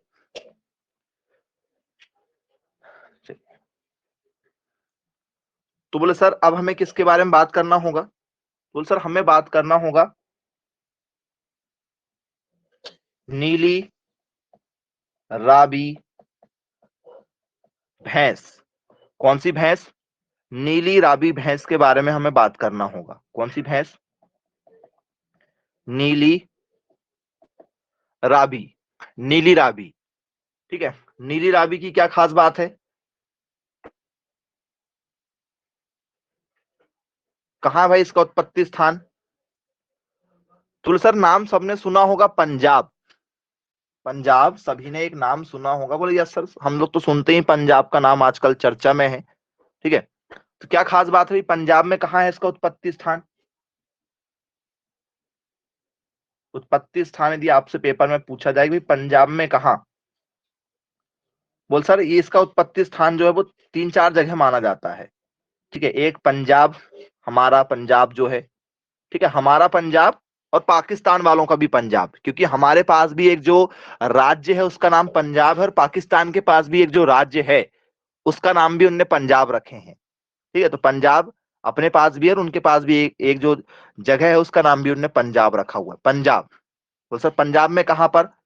बोले सर पंजाब में एक जगह का नाम है जिसका नाम है स्टूडेंट फिरोज। नाम सुना होगा फिरोज।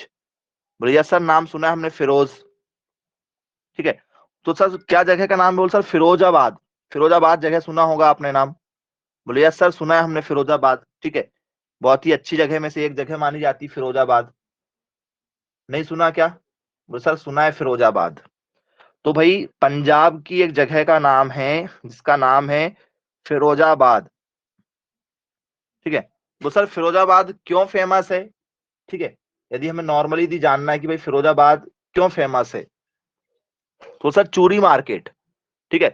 पूरे भारत में सर्वाधिक चूड़ी मार्केट यदि कहीं पर है तो चूड़ियों का सबसे बड़ा मार्केट जो है वो फिरोजाबाद है, और वहीं पर नीली रावी का उत्पत्ति स्थान माना जाता है फिरोजाबाद में, ठीक है। यदि ये नहीं मिले, ठीक है, तो सर एक और जगह है। कहां पर? यदि ये नाम हमें नहीं मिले तो एक और जगह है। बोल सर क्योंकि पंजाब आज हमारे पास में है, और पहले और किसके पास में था? बोल सर पाकिस्तान के पास में भी तो है पंजाब, तो इसलिए पाकिस्तान भी माना जाता है। बोल सर फिरोजाबाद दिखती कैसी है गाय, मतलब भैंस? फिरोजाबाद जो भैंस है हमारी ये कैसी दिखाई देती है? देखते हैं भाई नीली रावी की कुछ खास बातें। नीली रावी बफेलो, चलिए मैं आपको दिखाता हूं नीली रावी बफेलो। खास बात क्या है लेकिन इसकी?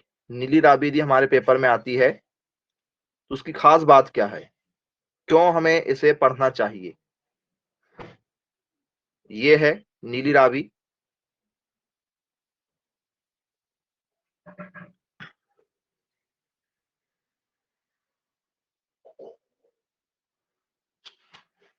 क्यों पढ़ना चाहिए भाई नीली रावी को? देखिए ये है नीली रावी। क्यों पढ़ना चाहिए हमें नीली रावी को?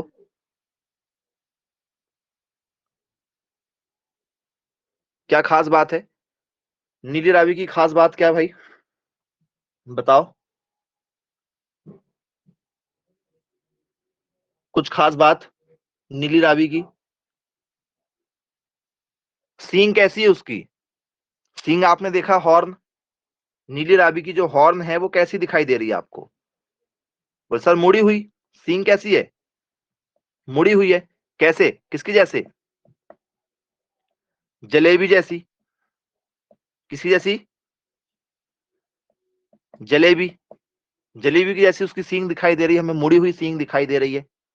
ठीक है, बाकी और उसकी कुछ खास बात नहीं है। नीली रावी को हम लोग पढ़ क्यों रहे हैं भाई, क्यों पढ़ रहे हैं हम लोग नीली रावी को? तो भाई सर नीली रावी का पेपर में सिर्फ एक ही क्वेश्चन बनने के चांस होते हैं कि भाई इसका उत्पत्ति स्थान क्या है, तो हम लगा देंगे पंजाब, कि भाई पंजाब इसका उत्पत्ति स्थान माना जाता है। कि भाई उत्पत्ति स्थान यदि आया तो भाई उत्पत्ति स्थान कहाँ है, तो वो सर पंजाब में इसका उत्पत्ति स्थान है। ठीक है, बनना चाहिए आपसे, क्लियर है क्या सभी बच्चों से? बन जाएगा।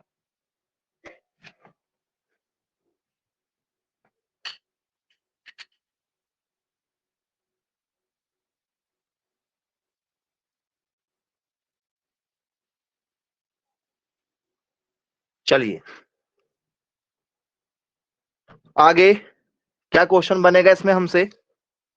ठीक है, तो बोले सर इसमें और कुछ क्वेश्चन बनने के चांसेस,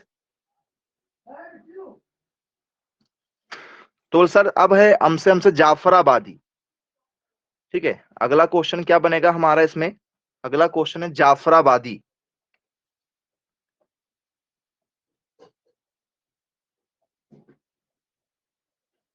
जाफराबादी इसमें हमारा अगला क्वेश्चन बनेगा। ठीक है, कहाँ की बफेलो है?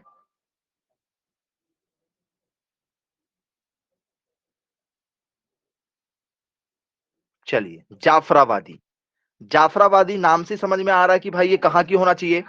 बोले यस सर ये कहाँ की होना चाहिए? बोले सर ये गुजरात की होना चाहिए। कहाँ से होना चाहिए? बोले सर इसका जो ओरिजिन प्लेस है वो कहाँ से होना चाहिए, उत्पत्ति? बोले सर इसका जो उत्पत्ति स्थान है वो उत्पत्ति स्थान होना चाहिए हमारा कहाँ से? बोले सर उत्पत्ति स्थान होना चाहिए हमारा गुजरात से। ठीक है, कहाँ से?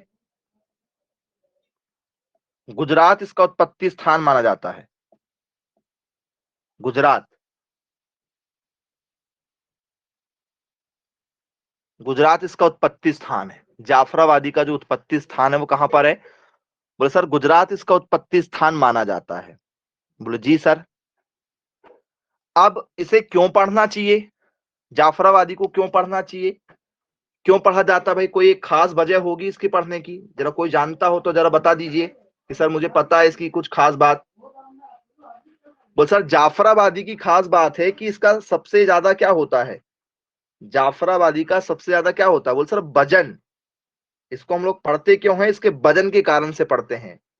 नहीं ना बाबा, इसका सबसे ज्यादा क्या होता है, सर्वाधिक वजन के कारण से पढ़ा जाता है। आप यदि देखोगे तो आप भी बोलोगे हाँ सर सच में इसका जो है वेट के कारण ही पढ़ा जाता है। जरा देख लो इसको, देख के समझ में आ रहा होगा कि इसका वजन सबसे ज्यादा होगा।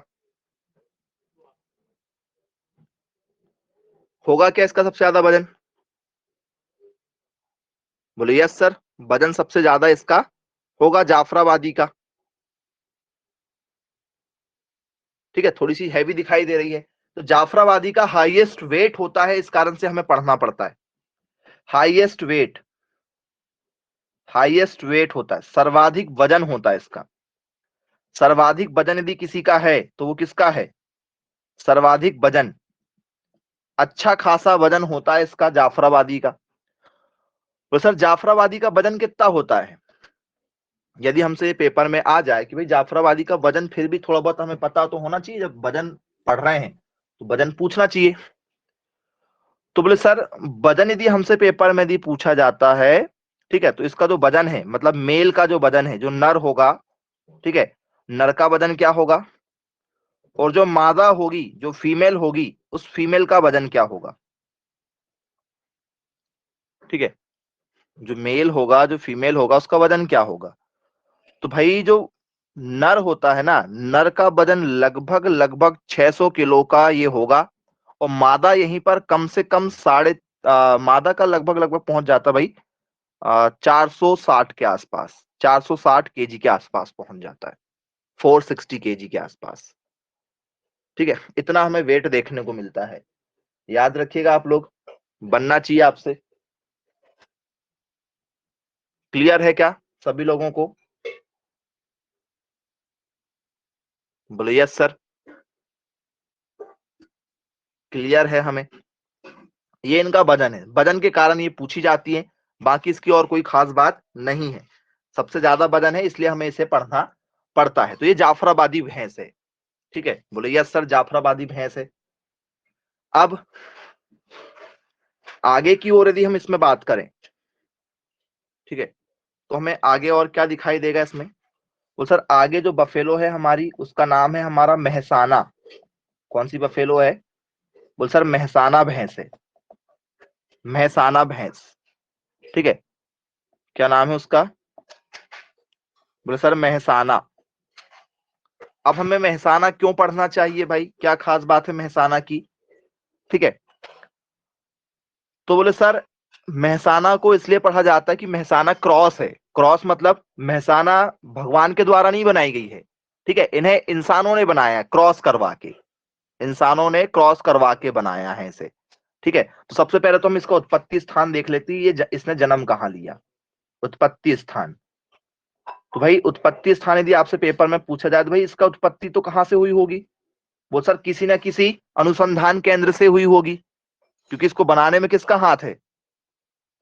अनुसंधान केंद्र का है। तो ये इसकी उत्पत्ति कहां से मानी जाती है? तो सर इसकी उत्पत्ति मानी जाती है गुजरात से। कहां से मानी जाती है इसकी उत्पत्ति? तो सर इसकी उत्पत्ति मानी जाती है गुजरात में। तो सर ये किसका क्रॉस है, किसके क्रॉस से इसको निकाला गया? गुजरात में किसके क्रॉस से बनी है? तो सर क्या हुआ, ठीक है, जो मुर्रा है हमारी, मुर्रा, मुर्रा भैंस, बोले यार सर हम लोग बच्चा बच्चा जानता मुर्रा के बारे में। बोल सर मुर्रा भैंस का क्रॉस किससे कराया गया? बोल सर मुर्रा भैंस का क्रॉस कराया गया सूरती नाम की भैंस से। कौन सी भैंस से कराया गया? सूरती नाम की एक भैंस है, उस सूरती नाम की भैंस से इसका क्रॉस कराया गया। मुर्रा का क्रॉस कराया गया सूरती नाम की भैंस से, जिससे निकल कर आई हमारी ये वाली भैंस, मेहसाना भैंस। सूरती और मुर्रा, इन दोनों के क्रॉस से जो भैंस बनी उसका नाम रखा गया था मेहसाना। ठीक है, तो ये हाइब्रिड बफेलो है। ये कौन सी बफेलो है? हाइब्रिड बफेलो है। याद रखिएगा आप लोग, यदि आपके पेपर में दिया है तो कौन सी बफेलो है? हाइब्रिड बफेलो है।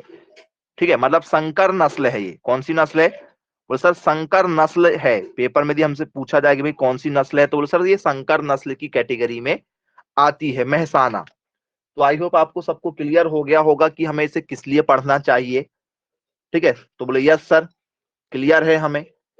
और इसके बाद हमें एक और भैंस देखना है। ये मेहसाना आपको मैं पहले एक बार दिखा देता हूं, मेहसाना आप पहचान भी सकें कि मेहसाना कैसी होती है। चलिए मेहसाना बफेलो देखते हैं जरा, मेहसाना बफेलो कैसी होती है। ठीक है, तो ये है आपकी मेहसाना बफेलो कुछ इस तरीके से। बफेलो तो सब देखने में वैसी दिखाई देती है, लेकिन थोड़ा सा आप इसमें चेंजेस देखेंगे तो मेहसाना बफेलो आपको कुछ इस तरीके से दिखाई देगी। बोले यस सर, आप लोग भी देख लीजिए, इस तरीके से हमें मेहसाना दिखाई देती है। चलिए ये मेहसाना बफेलो है। बोले ठीक है सर, बोले क्लियर हो गया हमें। अब स्टूडेंट मेहसाना के बाद में सबसे लास्ट जो हमारी बफेलो है, ठीक है, उस बफेलो पर हम बात करते हैं। तो सबसे लास्ट बफेलो जो है स्टूडेंट्स हमारी, वो है हमारी बफेलो का नाम सूरती, सूरती भैंस। कौन सी भैंस? सूरती नाम की जो भैंस है उस पर हम चर्चा करेंगे। सूरती बफेलो, सूरती बफेलो पर हम चर्चा करेंगे। कौन सी बफेलो पर? सूरती बफेलो पर। तो भाई सूरती बफेलो का सबसे पहले पेपर में पूछा जाएगा ओरिजिन प्लेस, उत्पत्ति स्थान, कहां से हुई है इसकी उत्पत्ति? सूरती नाम की। तो सर नाम में ही छुपा सर सूरत, और सूरत कहां आता है? सूरती जो नाम छुपा हुआ है, सूरत जो नाम छुपा हुआ है, ये कहां आता है, किस जगह आएगा? बताओ कहाँ आना चाहिए? बोल सर नाम में छुपा सर सूरज किस राज्य में आता है? बोल सर सूरज आता है गुजरात में। कौन से राज्य में आता है? बोल सर गुजरात राज्य में आता है सूरत। बोले यस सर क्लियर है हमें। कौन से राज्य में देखने को मिलेगा? बोल सर गुजरात राज्य में हमें देखने को मिलेगा। बोले जी सर। ठीक है, बोल सर गुजरात में कहां पर? बोल सर गुजरात में एक जगह है जिस जगह का नाम है खेड़ा। कौन सी जगह है? बोल सर गुजरात में एक जगह का नाम है खेड़ा, और एक एक जगह का नाम है, बोल सर नाम सुना है हमने सबने, चुनाव होता है वहां पर, बोल सर बड़ौदा। ठीक है, बड़ौदा सुना है, बड़ौदा। बोले यस सर सुना है हमने बड़ौदा।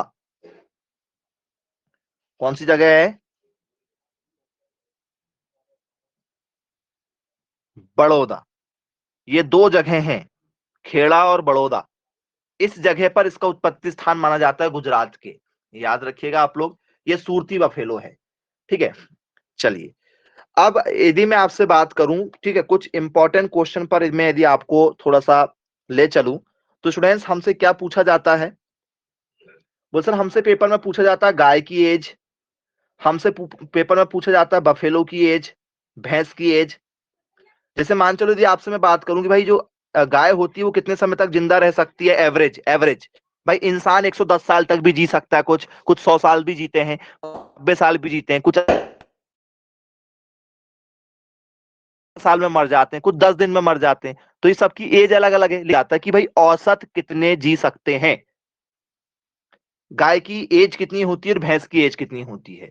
वो सर जो बफेलो होता है ना, वो लगभग लगभग 18 से 20 साल तक जिंदा रह सकती है, एवरेज। एवरेज की बात है भाई, है ना, एवरेज जो है वो 18 से 20 साल तक कोई भी बफेलो जिंदा रह सकती है। और वहीं पर यदि हम बात करें स्टूडेंट्स आपसे काऊ की एज की, भाई बफेलो एज तो हमने देख ही लिया, काऊ की एवरेज एज कितनी होती है, बताओ, काऊ की जो एवरेज एज है वो कितनी होती है? एनीवन? काऊ की एवरेज एज यदि आपसे पेपर में पूछा जाए कि भाई काऊ की एवरेज एज कितनी होना चाहिए, तो क्या आंसर लगा के आएंगे हम लोग? काऊ की एवरेज एज कितनी होना चाहिए? वो सर लगभग लगभग वही 15 से 18 वर्ष के आसपास। 15 से 18 वर्ष और इसका 18 वर्ष, मतलब एवरेज 18 वर्ष जो है वो कॉमन है दोनों में। 18 वर्ष एक एवरेज कॉमन है, याद रखिएगा आप लोग। बोले यस सर, बन जाएगा हमसे। ठीक है, अब और क्या पूछा जाता है स्टूडेंट्स? बोले सर गाय जो है, भैंस जो है, जैसे आप लोग अपनी छाती का नाप लेते हैं, हम जैसे ठीक है, हम लोग बोलते हैं भाई हमारी चेस्ट का साइज ये है, ठीक है, हम लोग बोले सर हमारी क्या लेते हैं, चेस्ट का साइज लेते हैं। बोले यस सर, ब्रेस्ट या चेस्ट जो हम लोग बोलते हैं, छाती का नाप लेते हैं। तो वैसे ही हम लोग क्या करते हैं, बोले सर जो हमारी बफेलो है, बफेलो की छाती का नाप लिया जाता है, किसी भी एक बफेलो का हम क्या करेंगे, ठीक है, हृदय व्यास ले लेते हैं, जिसे हम लोग बोलते हैं सरकमटेंस। इसे हम लोग क्या कहते हैं? सरकमटेंस।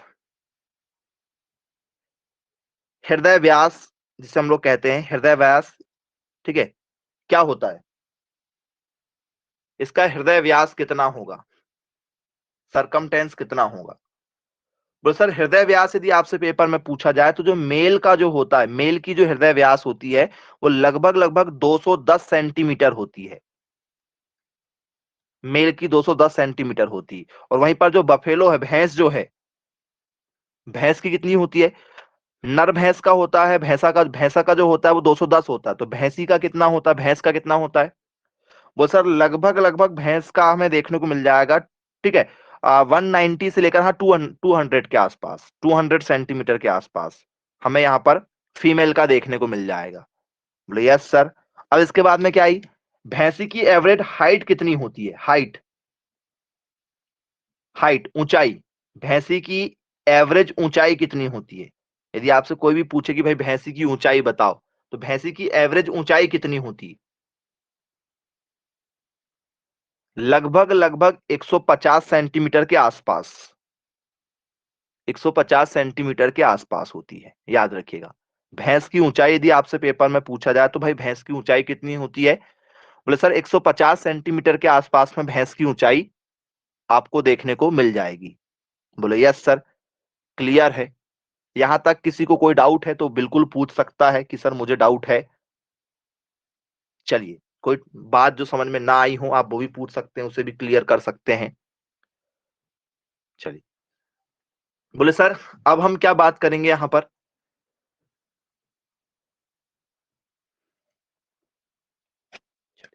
हम बात करने वाले हैं यहाँ पर, ठीक है, एक टॉपिक जो है हमारा, ठीक है, बोले सर यहाँ पर बफेलो का टॉपिक चल रहा है तो हम बफेलो में बात करेंगे। बफेलो मीट इज कॉल्ड, भैंस के मांस को क्या कहा जाता है, भैंस के मांस को क्या कहा जाता है? भैंस भैंस के मांस को क्या कहते हैं भैया? यदि आपको पता है तो बताइए, पेपर में कई बार आ चुका है। बोल सर भैंस के मांस को बीफ कहते हैं, ओके, और कोई? बफन कहते हैं, और कोई? बटन कहते हैं।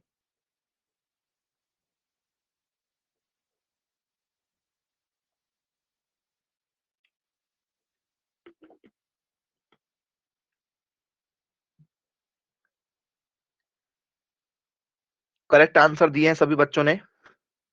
भैंस के मांस को बफन कहते हैं, बफन। भैंस के मांस को बफन कहा जाता है।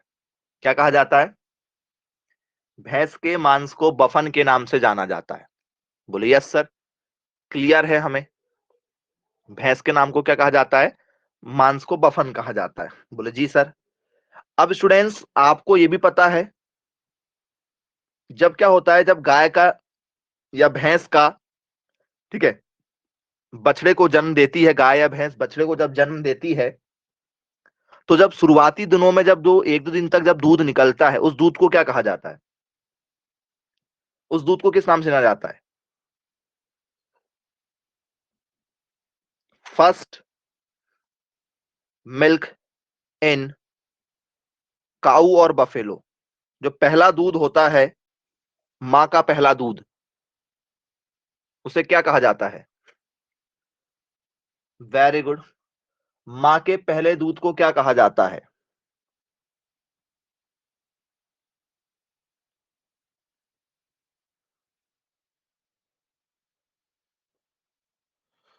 Very good. बहुत से बच्चों ने जवाब दिया कि भाई माँ के पहले दूध को क्या कहा जाता है।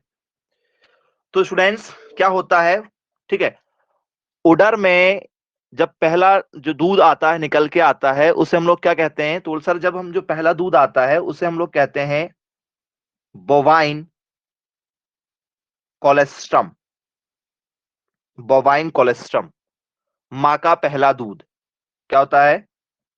Bovine colostrum. कोलेस्ट्रम स्टूडेंट याद रखिएगा, बोवाइन कोलेस्ट्रम के नाम से इसे जाना जाता है, कोलेस्ट्रम कहा जाता है। बोले यस सर, बोवाइन कोलेस्ट्रम के नाम से इसे जाना जाता है, बोवाइन कोलेस्ट्रम कहा जाता है। ठीक है, बोले यस सर। पहला दूध, माँ का पहला दूध, ठीक है, बोले यस सर, माँ का पहला दूध। ठीक है, बोवाइन कोलेस्ट्रम याद रखिएगा आप लोग, यदि पेपर में यदि पूछा जाए, ठीक है, तो बनना चाहिए कि भाई क्या होता है। ठीक है, बन जाएगा। बोले यस सर, माँ का पहला दूध क्या कहलाता है हमारा? तो सर बोवाइन कोलेस्ट्रम के नाम से जाना जाता है। नोट करिए। अब मैं इसी में बात कर लेता हूं, तो फिर खीस किसे कहा जाता है? खीस क्या होती है भाई, कोई बताना चाहेगा?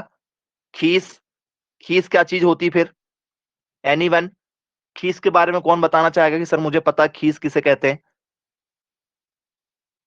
खीस क्या चीज है फिर? पेपर में तो ये भी पूछा गया है, खीस क्या चीज होती है? खीस,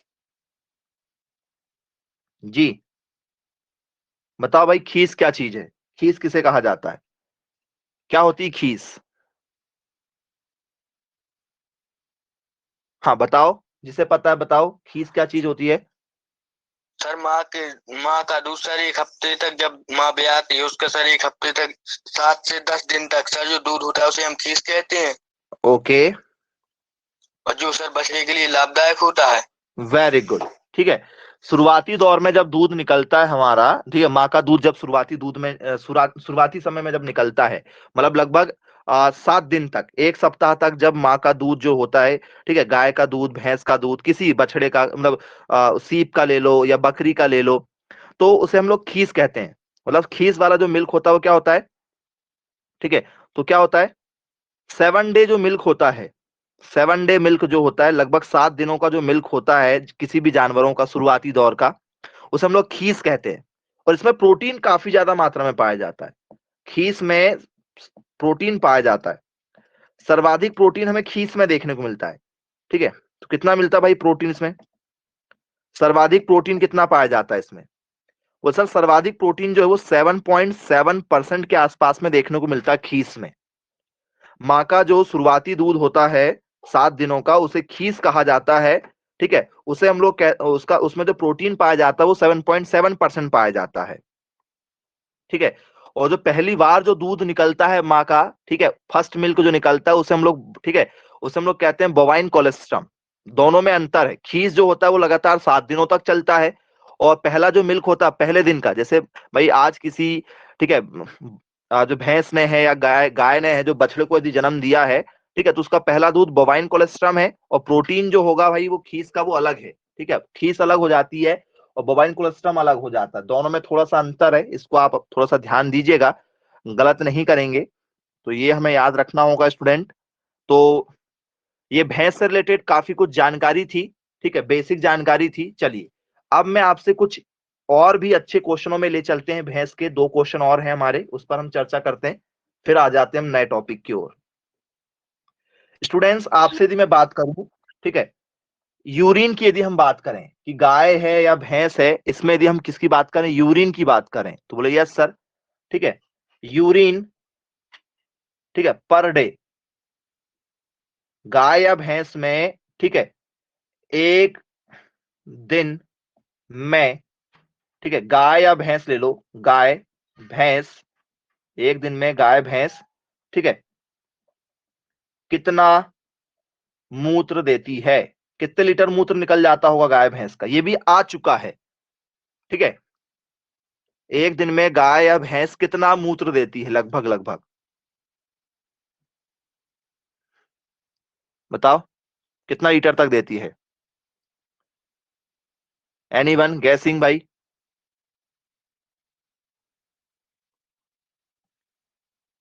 4 से 6 लीटर, ओके,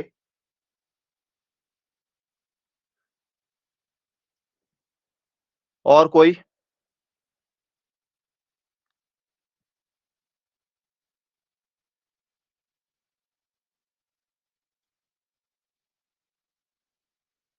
चलिए लगभग लगभग 8 लीटर के आसपास, 8 लीटर, 8 लीटर के आसपास आपको देखने को मिलेगा, कितना लीटर, 8 लीटर के आसपास, 8 भी हो सकता है 10 भी हो जाए, 8 लीटर के आसपास का आपको आंसर, ठीक है, लगाना होगा। 8 लीटर के आसपास पर डे क्या देती है, यूरिन देती है, ठीक है।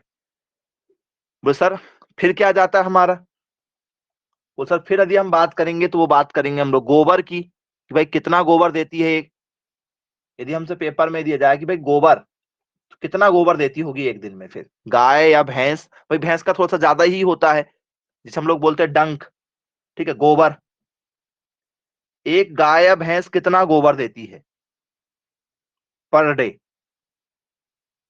तो सर कल चेक करेंगे सुबह सुबह उठ के, एक गाय को भैंस को अलग बांध दो, दिन भर जो भी देगी 24 घंटे में, ठीक है, उससे फिर नाप लो आप लोग, साइंटिस्ट लोगों ने यही किया, 5, ठीक है, 100 गाय लिए होंगे या 1000 गाय लिए होंगे, प्रति 1000 में चेक करके देखा होगा, तो कितना देती होगी लगभग,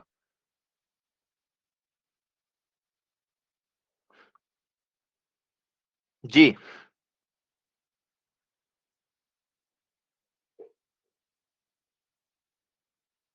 7 केजी के आसपास, चलिए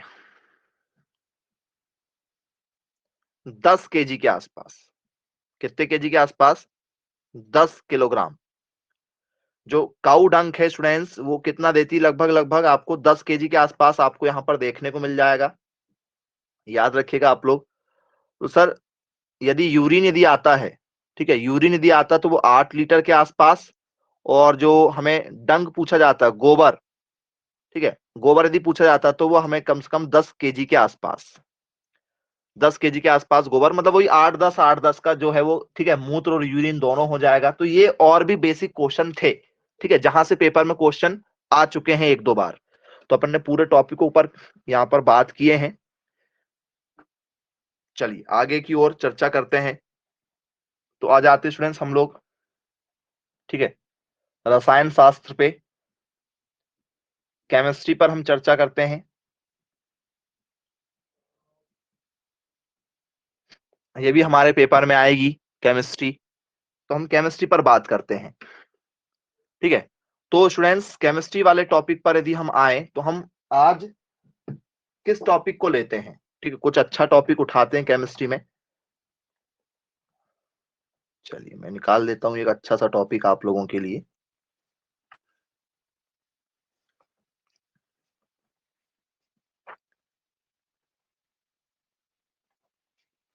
चलिए एक टॉपिक है स्टूडेंट्स काफी अच्छा, ठीक है, जिसका नाम है हमारा, ठीक है, एटॉमिक स्ट्रक्चर, मतलब टॉपिक का नाम ही है हमारा एटॉमिक स्ट्रक्चर,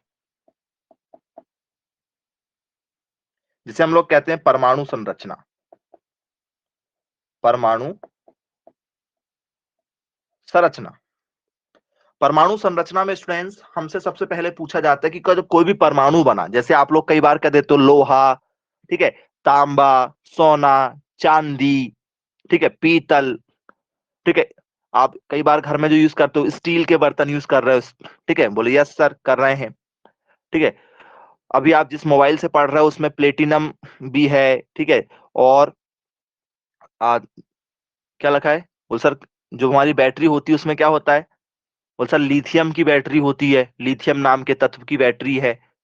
ऊपर आपने देखा होगा कांच लगा हुआ है आपके मोबाइल में, ग्लास लगा हुआ है, बोले यस सर वो ग्लास है, ठीक है, तो सर ये हम सारी चीजें जान रहे हैं, तो ये सब कोई ना कोई क्या है, बोले सर एलिमेंट है। तो शुरुआती दौर में जब ये परमाणु बने, मतलब कोई भी एटम यदि बना, तो इसके बारे में सबसे पहले किसने बताया था, तो सर इनके बारे में सबसे पहले बताने वाला जो व्यक्ति था उसका नाम था जॉन डॉल्टन, ठीक है, सबसे पहले इनके सबके बारे में बताने वाले भाई साहब का नाम था जॉन डॉल्टन, याद रखिएगा आप लोग, जॉन डॉल्टन ने सबसे पहले इनके बारे में बताया था। किसने बताया था, जॉन डॉल्टन नाम के एक साइंटिस्ट थे, उन्होंने इसके बारे में सबसे पहले बताया। बोले यस सर, क्या बताया उसने, तो भाई उसने बताया था कि छोटे छोटे जो है पार्टिकल हैं उससे मिलकर क्या बनते हैं, ठीक है, कोई भी एलिमेंट बनता है छोटे छोटे पार्टिकल से मिलकर बनते हैं। तो उन्होंने एक ट्रिक दिया, ठीक है, वो ट्रिक पर अपन यहां ध्यान देते हैं, पोगो ईंट पर नाच, ये एक ट्रिक है जो मैंने बनाया हूं आप लोगों के लिए, पोगो ईंट पर नाच। बोल सर ये पोगो ईंट पर नाच ये क्या चीज है भाई, ठीक है, तो जॉन डॉल्टन के आधार पे भाई साइंटिस्टों के नाम बने ना, पोगो ईंट पर नाच, ठीक है, तो पोगो, पोगो मतलब हो जाता है यहां पर प्रोटॉन, प्रोटॉन, पी मतलब क्या हो जाता है, प्रोटॉन हो जाता है, तो प्रोटॉन का इन्वेंशन किसने किया, ई का मतलब हो जाता है यहां पर हमारा इलेक्ट्रॉन, इलेक्ट्रॉन का इन्वेंशन किसने किया, पर मतलब परमाणु, मतलब एटम, परमाणु मतलब क्या हो जाता है हमारा एटम, एटम का इन्वेंशन किसने किया, और ना का मतलब हो जाता है न्यूट्रॉन, ना का मतलब क्या हो जाता है, न्यूट्रॉन से हो जाता है, तो भाई न्यूट्रॉन का किसने किया फिर, ठीक है, तो ये सारे मुद्दे हमारे यहाँ पर उठकर आते हैं कि भाई हमें यहाँ पर क्या पढ़ना होगा, हमें बात करना होगा यहाँ पर इलेक्ट्रॉन की, ठीक है, हमें बात करना होगा यहाँ पर फिर प्रोटॉन की, ठीक है, और हमें बात करना होगा फिर यहाँ पर किसकी, इलेक्ट्रॉन, प्रोटॉन और न्यूट्रॉन की। तो इसका मतलब हो जाता है हमारा, ठीक है, प्रोटॉन, ये हो गया प्रोटॉन, ये हो गया इलेक्ट्रॉन, ये है एटम, और ये हो गया हमारा कौन सा, बोल सर ये हो गया हमारा न्यूट्रॉन, ये हो गया हमारा न्यूट्रॉन, ये हो गया चार नाम, इलेक्ट्रॉन, प्रोटॉन और न्यूट्रॉन। बोले यस सर, वो सर प्रोटॉन की खोज किसने की फिर, प्रोटॉन की खोज किसने की, बोले सर प्रोटॉन की खोज की है गोल्डस्टीन ने, गोल्डस्टीन, नाम याद रखिएगा गोल्डस्टीन, ये ट्रिक है, इस ट्रिक से हमें याद हो जाएंगे कि किसकी खोज किसने की। तो भाई प्रोटॉन की खोज किसने की थी, ठीक है, गोल्डस्टीन ने, तो प्रोगो, प्रोगो मतलब पोगो मतलब क्या हो जाता है, गोल्डस्टीन हो जाएगा इसका मतलब फिर, है ना, तो इसका इंग्लिश नाम भी लिखेंगे हम लोग गोल्ड, ठीक है, स्टीन, गोल्ड स्टीन ने इसकी खोज की। फिर बोल सर इलेक्ट्रॉन की खोज किसने की, ई मतलब इलेक्ट्रॉन, बोल सर टा आया टा, तो टा का मतलब क्या होता है, बोल सर टा का मतलब होता था टॉमसन, टॉमसन या थॉमसन, तो क्या लिखेंगे इसका नाम, टॉमसन, टॉमसन या थॉमसन जो भी हमें लिखना है, थॉमसन, टॉमसन, ठीक है, हमें याद रखना होगा। तो इसकी खोज जे जे थॉमसन ने की थी, किसने की थी इसकी खोज, जे जे थॉमसन ने की थी। पास है परमाणु मतलब एटम, एटम की खोज किसने की, बोल सर रा, तो सर रा से किसका नाम आता है, बोल सर रा से नाम सुना होगा सबने, बोल सर किसका नाम सुना है, रदरफोर्ड, सुना है क्या रदरफोर्ड का नाम, बोल सर नहीं सर सुना सुना सा लग रहा है, यदि सुना है तो बहुत अच्छी बात है, रा से हो जाएगा स्टूडेंट्स हमारा रदरफोर्ड, क्या हो जाएगा, रदरफोर्ड, रदरफोर्ड नाम का एक साइंटिस्ट था, कौन से नाम का, रदरफोर्ड नाम के एक साइंटिस्ट थे, इन साइंटिस्टों ने किसकी खोज की थी, परमाणु की खोज की थी, किसकी खोज की थी? बोले सर परमाणु की खोज की थी। ना का मतलब क्या हो गया? बोले सर न्यूट्रॉन हो गया। न्यूट्रॉन की खोज किसने की? तो स्टूडेंट्स न्यूट्रॉन की जो खोज की थी वो की थी चैडविक ने। एक चैडविक नाम के साइंटिस्ट थे, चैडविक। चैडविक, इन चैडविक नाम के साइंटिस्ट ने इसकी खोज की थी, चैडविक। ठीक है, चैडविक, चैडविक नाम के साइंटिस्ट ने इसकी खोज की थी। तो ये है हमारा, ठीक है, खोजकर्ताओं के नाम। पोगो ईंट पर नाच, क्या है? पोगो ईंट पर नाच। आई होप यदि आ जाए पेपर में तो हमसे बन जाना चाहिए प्रोटॉन, इलेक्ट्रॉन और न्यूट्रॉन के बारे में। ये बेसिक कॉन्सेप्ट जो दिया गया था जॉन डाल्टन के द्वारा दिया गया था। तो आई होप सबको क्लियर हो जाएगा कि भाई जॉन डाल्टन ने किसकी खोज की थी। ठीक है, किसके बारे में बताए थे? बोल सर परमाणु संरचना के बारे में बताए थे। ठीक है, जॉन डाल्टन ने। और प्रोटॉन की खोज किसने की थी? गोल्डस्टीन ने। इलेक्ट्रॉन की थी जे जे थॉमसन ने। ठीक है, परमाणु की, एटम की खोज की थी रदरफोर्ड ने। और जो न्यूट्रॉन है उसकी खोज किए थे हमारे चैडविक साहब ने। तो यहां से आपको यदि पेपर में क्वेश्चन आए, ठीक है, तो आप समझदार हैं, अब बन जाएगा। आगे बात करेंगे फिर। ट्रिक का नाम है पोगो ईंट पर नाच, है ना। अब हम एक सिंगल सिंगल यहाँ पर बात करेंगे। तो मैं यहाँ पर स्ट्रक्चर पर आ जाता हूं जरा। एक स्ट्रक्चर पर आएंगे हम लोग यहाँ पर। ठीक है, तो यहाँ पर है, हम बात करेंगे तत्वों की, मतलब एलिमेंट। यहाँ पर एलिमेंट है हमारा, कौन सा एलिमेंट है? तो सर यहाँ पर है इलेक्ट्रॉन। ठीक है, यहाँ पर है पी प्रोटॉन, मतलब ई मतलब इलेक्ट्रॉन, पी मतलब प्रोटॉन और एन मतलब न्यूट्रॉन। ठीक है, एन मतलब न्यूट्रॉन। ठीक है, इलेक्ट्रॉन, प्रोटॉन और न्यूट्रॉन, ये एलिमेंट हो गए। पेपर में क्या पूछा जाता है स्टूडेंट्स इनका? बोल सर पेपर में पूछा जाता है इनका द्रव्यमान। द्रव्यमान पेपर में पूछा जाता है, जिसे हम लोग कहते हैं वेट। इनका वेट पूछा जाता है, इनका वजन पूछा जाता है, भार पूछा जाता है। बोले यस सर, इनका भार पूछा जाता है। फिर क्या पूछा जाता है? बोल सर भार के बाद में इनके पूछा जाता है आवेश, कि भाई इनका आवेश क्या है। ठीक है, आवेश जिसे हम लोग क्या कहते हैं? चार्ज कहते हैं। द्रव्यमान को वेट या एटॉमिक मास या मॉलिक्यूलर मास कहते हैं। ठीक है, ये है चार्ज, आवेश, जिसे हम आवेश कहते हैं। ठीक है, और आवेश के साथ साथ में स्टूडेंट्स इसका पूछा जाता है सिंबल। ठीक है, इसका क्या पूछा जाता है? सिंबल मतलब संकेत, कि इनका संकेत क्या है। ये तो आवेश हो गया, इसके बाद में इनका संकेत पूछा जाता है कि इनका सिंबल क्या है, किस सिंबल से इनको दर्शाया जाता है। ठीक है, तो स्टूडेंट्स इलेक्ट्रॉन जो होता है, इलेक्ट्रॉन का जो वजन चेक किया गया, वो चेक किया गया था स्टूडेंट्स हमारा। ठीक है, 9.1 इंटू 10⁻³ -31 चेक किया गया था। ये इनका वेट है, एसआई यूनिट का वेट है। कौन सी यूनिट का है? एसआई, एसआई यूनिट का वेट है, स्टैंडर्ड यूनिट का वेट है इसका। ठीक है, 9.1 इंटू 10⁻31 चेक किया गया था। बोले यस सर। फिर प्रोटॉन का वेट भी चेक किया गया। प्रोटॉन का वेट कितना होता है सर? 1.6 इंटू 10⁻27। ये साइंटिस्टों ने चेक किया, इसमें अपन कुछ नहीं कर सकते, ये अपने को पढ़ना पड़ेगा बस। न्यूट्रॉन का वेट कितना होता है? बोल सर न्यूट्रॉन का वेट चेक किया गया तो ये भी होता है 1.6 इंटू 10⁻27। जो वेट इसका होता है वही वेट यहाँ भी इसका होता है। तो हमें एक ही याद रखना, इलेक्ट्रॉन का होता है 9.1 इंटू 10⁻⁻⁻31। ठीक है, 9.1 गुणित 10 की घात माइनस, ठीक है, 31 हो जाएगा। और ये 1.6 गुणित 10 की घात -27 हो जाएगा। बोले यस सर। आवेश क्या होता है स्टूडेंट्स? आवेश का चार्ज क्या होता है? तो भाई इसका आवेश का जो चार्ज होता है यहाँ पर, ठीक है, वो काफी अच्छा इंटरेस्टिंग है, हमें याद रखना होगा। ये 1.6, ठीक है, इंटू 10⁻, जो है वो 19 जो है वो यहाँ इसका आवेश होता है। और वही आवेश इसका भी होता है, वही आवेश, वही चार्ज इसका भी होता है। माइनस का 19 जो है वो इसका भी होता है। और इसका कोई आवेश होता ही नहीं, ये चार्ज लेस होता है, इसका कोई आवेश नहीं होता, ये जीरो होता है। तो ये यूनिट हमें पेपर में पूछ ली जाती है कि भाई बताइए इलेक्ट्रॉन का मॉलिक्यूलर वेट कितना होता है, द्रव्यमान कितना होता है, या इलेक्ट्रॉन पर कौन सा चार्ज होता है, तो ये चार्ज होता है। प्रोटॉन पर कौन सा चार्ज होता है, ये पूछ लिया जाएगा।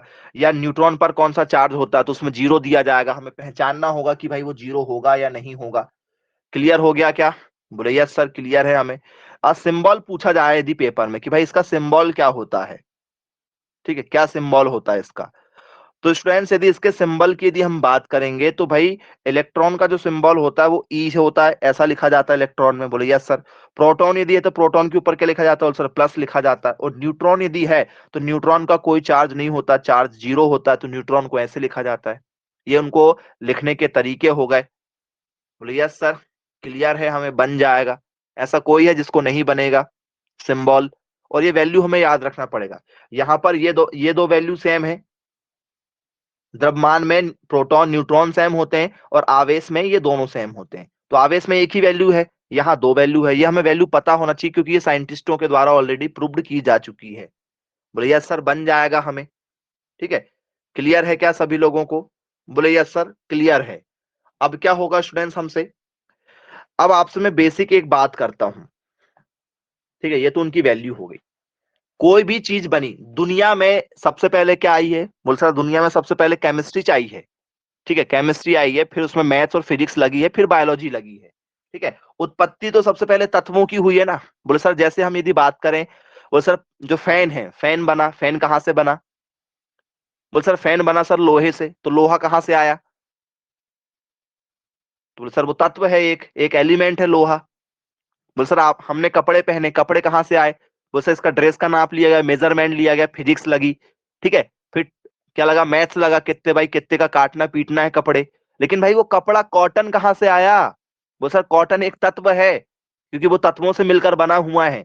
सफेद रंग का ही क्यों हुआ, हरे रंग का ही क्यों हुआ? बोले सर उसमें पहले क्या लगा हुआ है? कोई ना कोई एलिमेंट लगा हुआ है।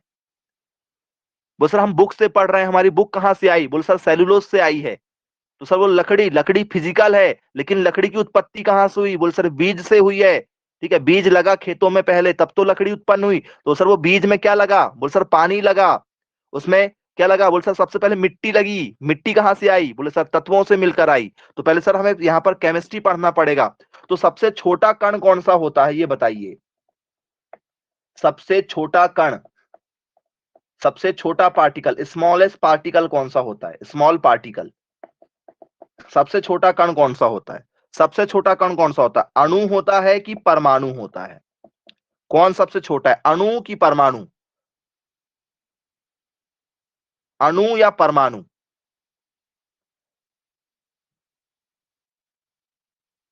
अणु है या परमाणु है? बताइए, अणु या परमाणु?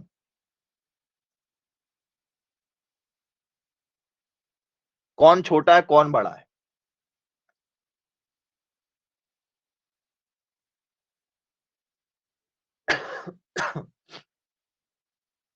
दोनों में कौन छोटा है? ये हमारे पेपर के लिए बहुत ही अच्छे क्वेश्चनों में से एक बनता है कि भाई छोटा कौन बड़ा कौन, एटम या मॉलिक्यूल? एटम या मॉलिक्यूल, छोटा कौन है भाई? एटम छोटा है या मॉलिक्यूल छोटा है?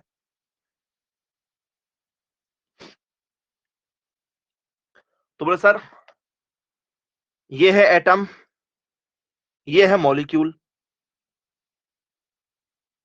कौन छोटा है? ए वाला छोटा है या बी वाला छोटा है? सोच समझकर जवाब दीजिएगा, गलत बहुत से बच्चे करते हैं।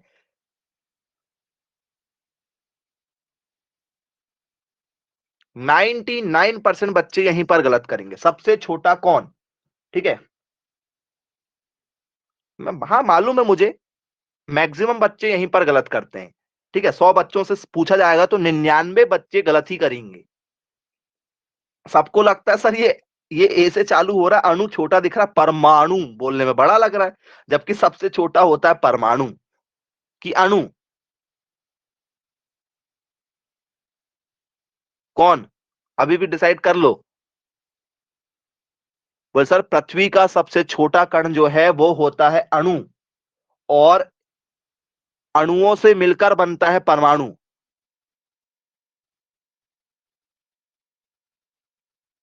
पक्का? बी वाला ऑप्शन सही है क्या? बोले सर जब बहुत सारे परमाणु, परमाणु मल्टीप्लाई परमाणु, ठीक है मल्टीप्लाई परमाणु, मतलब एटम आपस में जब क्या होते हैं, बहुत सारे एटम आपस में क्या होते हैं, मिलते हैं। बहुत सारे धूल मिट्टी के कण जब आपस में मिलते हैं, कोई भी चीज जब आपस में मिलती तब जाके वो अणु बनता है। तो भाई बड़ा मतलब छोटा कौन? छोटा होता है बोले सर परमाणु। एटम छोटा होता है, मॉलिक्यूल बड़ा होता है। सबसे बड़ा कण कौन? बोले सर अणु। सबसे छोटा कौन? बोले सर परमाणु। हमें याद रखना होगा अणु क्या होता है। अणु पदार्थ का ऐसा कण है जो बहुत सारे परमाणुओं से मिलकर बनता है। ठीक है, बहुत सारे, ठीक है, एटमों से मिलकर बनता है, उसे हम लोग कहते हैं अणु। सबसे छोटा कौन है? बोले सर एटम। याद रखना, एटम छोटा होता है, मॉलिक्यूल बड़ा होता है। हम लोग सबसे ज्यादा वाली गलती यहीं पर करते हैं। ठीक है, तो अब गलती वाली कोई बात होना ही नहीं चाहिए। बोले सर नहीं होगी अब।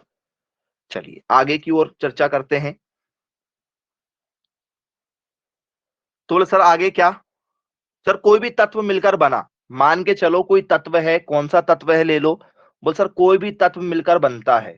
जैसे मान चलो ये कोई तत्व है, बीच में क्या होता है? नाभिक होता है, उसके चारों ओर इलेक्ट्रॉन चक्कर लगाते हैं।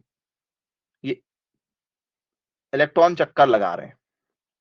कोई भी तत्व है, कोई भी तत्व ले लो, लोहा, सोना, चांदी, सोडियम, प्रोट, कुछ भी ले लो। तो हम लोग सोडियम ही लेते हैं बेसिकली। सोडियम का एटॉमिक नंबर यहाँ 11 होता है, एटॉमिक मास 23 होता है। ये उसका परमाणु, इधर जो लिखा जाता है वो परमाणु क्रमांक होता है, यहाँ पर जो लिखा जाता है वो परमाणु क्रमांक है। इसे हम लोग बोलते हैं एटॉमिक नंबर। ये उसका रोल नंबर है ना, कि तुमको हम कहाँ रख रहे हैं, रोल नंबर बताओ। और यहाँ पर उसको लिखा जाता है परमाणु भार। यहाँ परमाणु भार लिखा जाता है, जिसे हम लोग बोलते हैं एटॉमिक मास। एटॉमिक मास या एटॉमिक वेट, यहाँ पर उसका परमाणु भार है। बोले यस सर, क्लियर है हमें यहाँ पर। ये उसका परमाणु भार हो गया। तो स्टूडेंट्स यहाँ पर बीच में जो होता है इसे क्या कहा जाता है? और इसके जो चारों ओर चक्कर लगा रहे हैं ये क्या है? चारों ओर चक्कर कौन लगा रहा है? और ये बीच में कौन है? बताइए। सेंटर में जो प्लस का सिंबल बना, मैंने आपको बताया था प्लस का सिंबल होगा मतलब क्या होगा? किसी भी चीज में यदि प्लस का सिंबल है तो प्लस के सिंबल को अपन ने क्या कहा? अभी अपन ने लिखे थे सिंबल, शायद कुछ लिखा था, ऐसा कुछ लिखा था, ऐसा कुछ लिखे थे अभी अपन ने पढ़ते पढ़ते। माइनस मतलब इलेक्ट्रॉन, प्लस का मतलब बताओ जरा जल्दी? प्रोटॉन। Very good. और एन का मतलब क्या हो गया? वो सर एन का मतलब हो गया न्यूट्रॉन। तो स्टूडेंट्स आपसे पेपर में पूछा जाता है कि भाई जो प्रोटॉन होता है वो प्रोटॉन कहाँ होता है? प्रोटॉन कहाँ होता है? यदि आपसे पेपर में आ जाए कि भाई प्रोटॉन कहाँ होता है, तो क्या बताएंगे? प्रोटॉन कहाँ होता है? बोल सर प्रोटॉन होता है न्यूक्लियस में होता है। प्रोटॉन कहाँ होता है हमारा? बोल सर न्यूक्लियस में होता है, नाभिक में होता है। प्रोटॉन बीच में है? बोले यस सर प्रोटॉन बीच में है। तो आपसे यदि मैं बात करूं भाई प्रोटॉन कहाँ होता है, प्रोटॉन की बात करें कि भाई प्रोटॉन कहाँ होता है, प्रोटॉन कहाँ है? नाभिक के अंदर है या नाभिक के बाहर है? नाभिक के अंदर, इन या आउट? बोल सर अंदर है, in the nucleus, in the nucleus, sorry एक मिनट, इन दी, ठीक है। बोल सर न्यूक्लियस नाभिक के अंदर है। प्रोटॉन कहाँ होता है? बोले सर नाभिक के अंदर होता है। बोले यस सर क्लियर हो गया, नाभिक के अंदर होता है। अब मैं यदि बात करूं इलेक्ट्रॉन कहाँ होता है? इलेक्ट्रॉन, इलेक्ट्रॉन कहाँ दिखाई दे रहा है? ये बीच में नाभिक था, इलेक्ट्रॉन कहाँ दिखाई दे रहे हैं? बोल सर इलेक्ट्रॉन दिखाई दे रहा है हमें नाभिक के बाहर, नाभिक के बाहर दिखाई दे रहे हैं। मतलब, ठीक है, outside the nucleus, outside the nucleus. कहाँ दिखाई दे रहे हैं? बोले सर न्यूक्लियस के बाहर दिखाई दे रहे हैं, नाभिक के बाहर दिखाई दे रहे हैं। बोले यस सर क्लियर है हमें। अब यदि मैं बात करूं इसी में कि सर ये हो गया प्रोटॉन इलेक्ट्रॉन, अब मैं बात करूं किसकी? बोले सर न्यूट्रॉन की बात कर रहे हैं, न्यूट्रॉन की, न्यूट्रॉन की। न्यूट्रॉन कहाँ होता है? ये तो प्रोटॉन हो गया, ये इलेक्ट्रॉन हो गया, न्यूट्रॉन कहाँ होता है? बोले सर जहां पर प्रोटॉन पाया जाता है, जहां पर प्रोटॉन पाया जाता है वहीं पर न्यूट्रॉन भी पाए जाते हैं, वहीं पर न्यूट्रॉन भी पाए जाते हैं इसके चारों ओर। तो वो भी कहाँ होगा?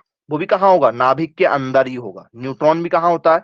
इसका सिंबल प्रोटॉन प्लस है, इसका सिंबल क्या है? न्यूट्रॉन है, माइनस है। इसका सिंबल चार्जलेस, इसका जीरो होता है। तो ये हमेशा कहाँ होता है? नाभिक के पास ही होता है, नाभिक के अंदर ही होता है। ये भी नाभिक के अंदर होता है, याद रखिएगा आप लोग। नाभिक के अंदर मतलब इन द न्यूक्लियस, ये अंदर होता है, इन होता है, याद रखिएगा आप लोग।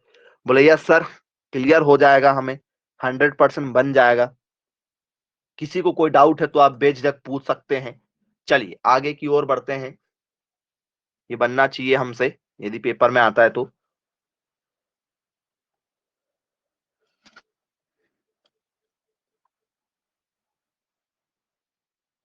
चलिए आगे, हमसे काफी इंपॉर्टेंट क्वेश्चनों में यदि स्टूडेंट्स पूछा जाता है तो एक है बोर का परमाणु मॉडल। बोर का परमाणु मॉडल, ठीक है, ये हमारे पेपर में पूछा जाता है। Bohr's atomic model, Bohr's atomic model हमारे पेपर में पूछा जाता है। बोहर का परमाणु मॉडल हमारे पेपर में जब आता है तो काफी इंपॉर्टेंट है। बोहर का एटॉमिक मॉडल, बोहर का एटॉमिक मॉडल क्या है भाई, किसने दिया था? बोल सर बोहर का एटॉमिक मॉडल दिया था नील्स बोर ने। किसने दिया था? नील्स बोर ने हमें बोहर का एटॉमिक मॉडल दिया था।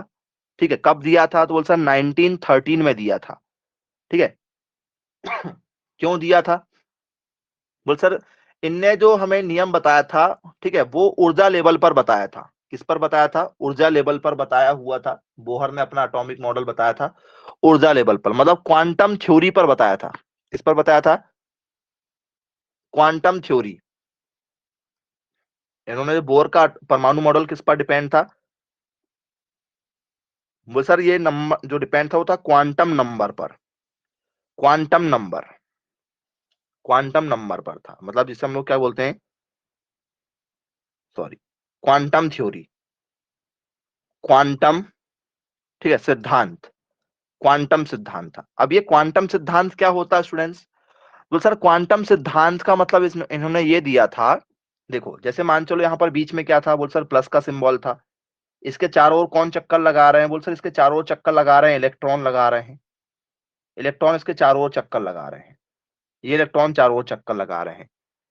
तो ये चारों ओर चक्कर कहाँ लगा रहे हैं भाई? देखो जॉन डाल्टन ने क्या बताया कि भाई इलेक्ट्रॉन प्रोटॉन न्यूट्रॉन होते हैं।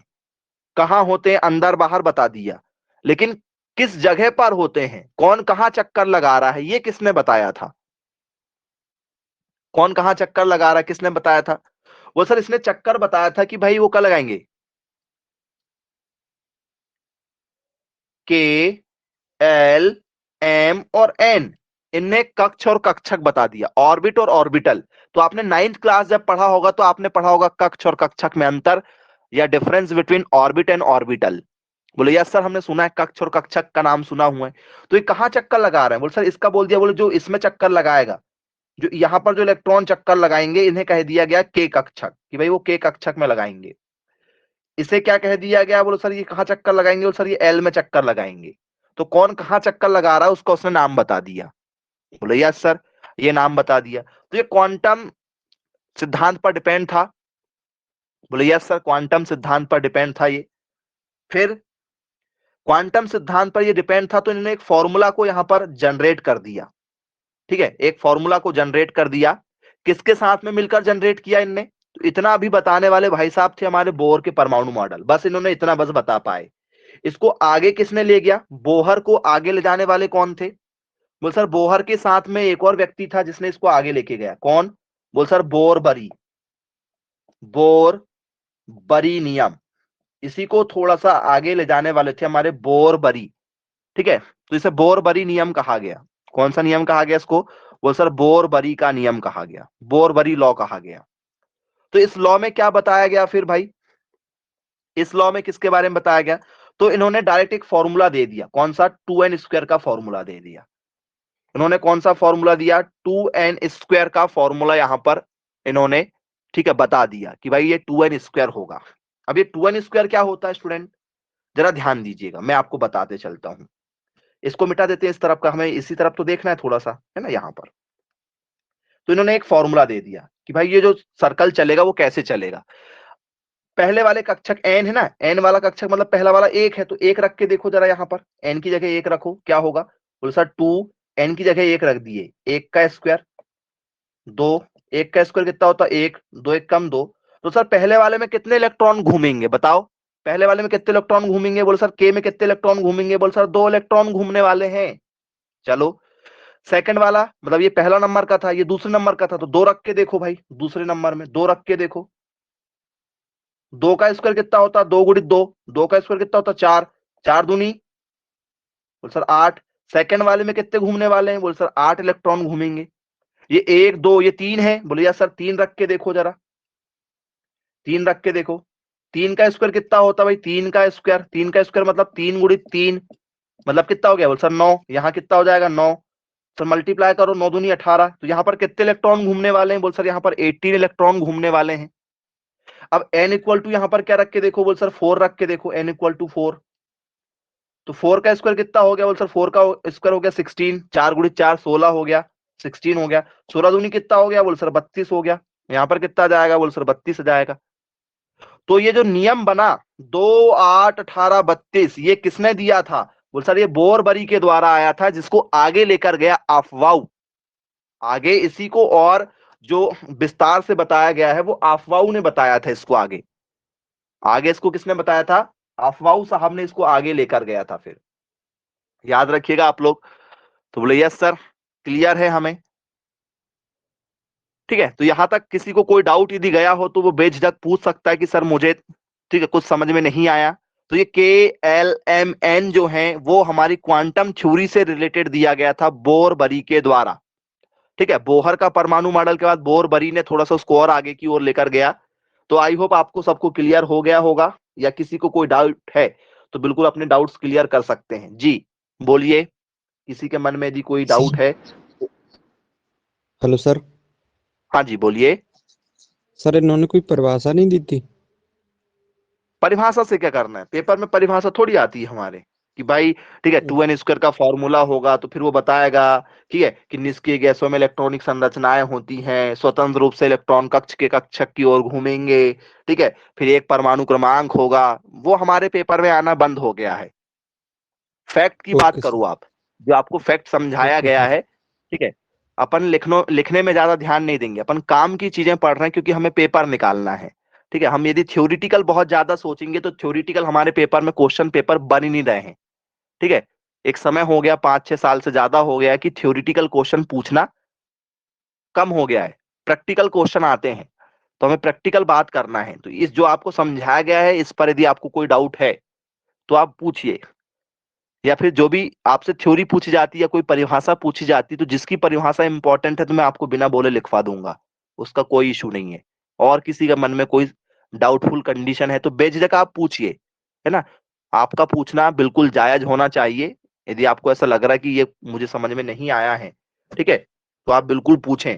संकोच बिल्कुल ना करें कोई भी बच्चे कि सर हम क्यों पूछें, इतने सारे बच्चे पढ़ रहे हैं, ठीक है। तो ऐसा बिल्कुल ना सोचें। यदि आपको समझ में नहीं आता है तो आपको पूछना है, और आ जाए तो कोई बात ही नहीं फिर तो, है ना। मैं तो आपको एक्सप्लेन ऐसे ही करूंगा कि भाई आपको हर चीज समझ में, ठीक है, वैसे ही आ जाए, पूछने की कंडीशन ही ना हो। फिर भी यदि आपको ऐसा लगता है कि मुझे पूछना है तो आप बिल्कुल पूछें। चलिए आगे। Very very very very IMP, जितना IMP बोलो उतना IMP। हर साल पेपर में इस बार भी, ठीक है, इस टॉपिक पर बहुत से क्वेश्चन हमें निकलते हैं, डायरेक्ट ना निकल के इनडायरेक्ट निकलते हैं, जिसे कहा जाता है स्टूडेंट्स आफवाऊ प्रिंसिपल, आफवाऊ सिद्धांत कहा जाता है। आफवाऊ सिद्धांत क्या कहा जाता है? इसे आफवाऊ प्रिंसिपल के नाम से इसे जाना जाता है।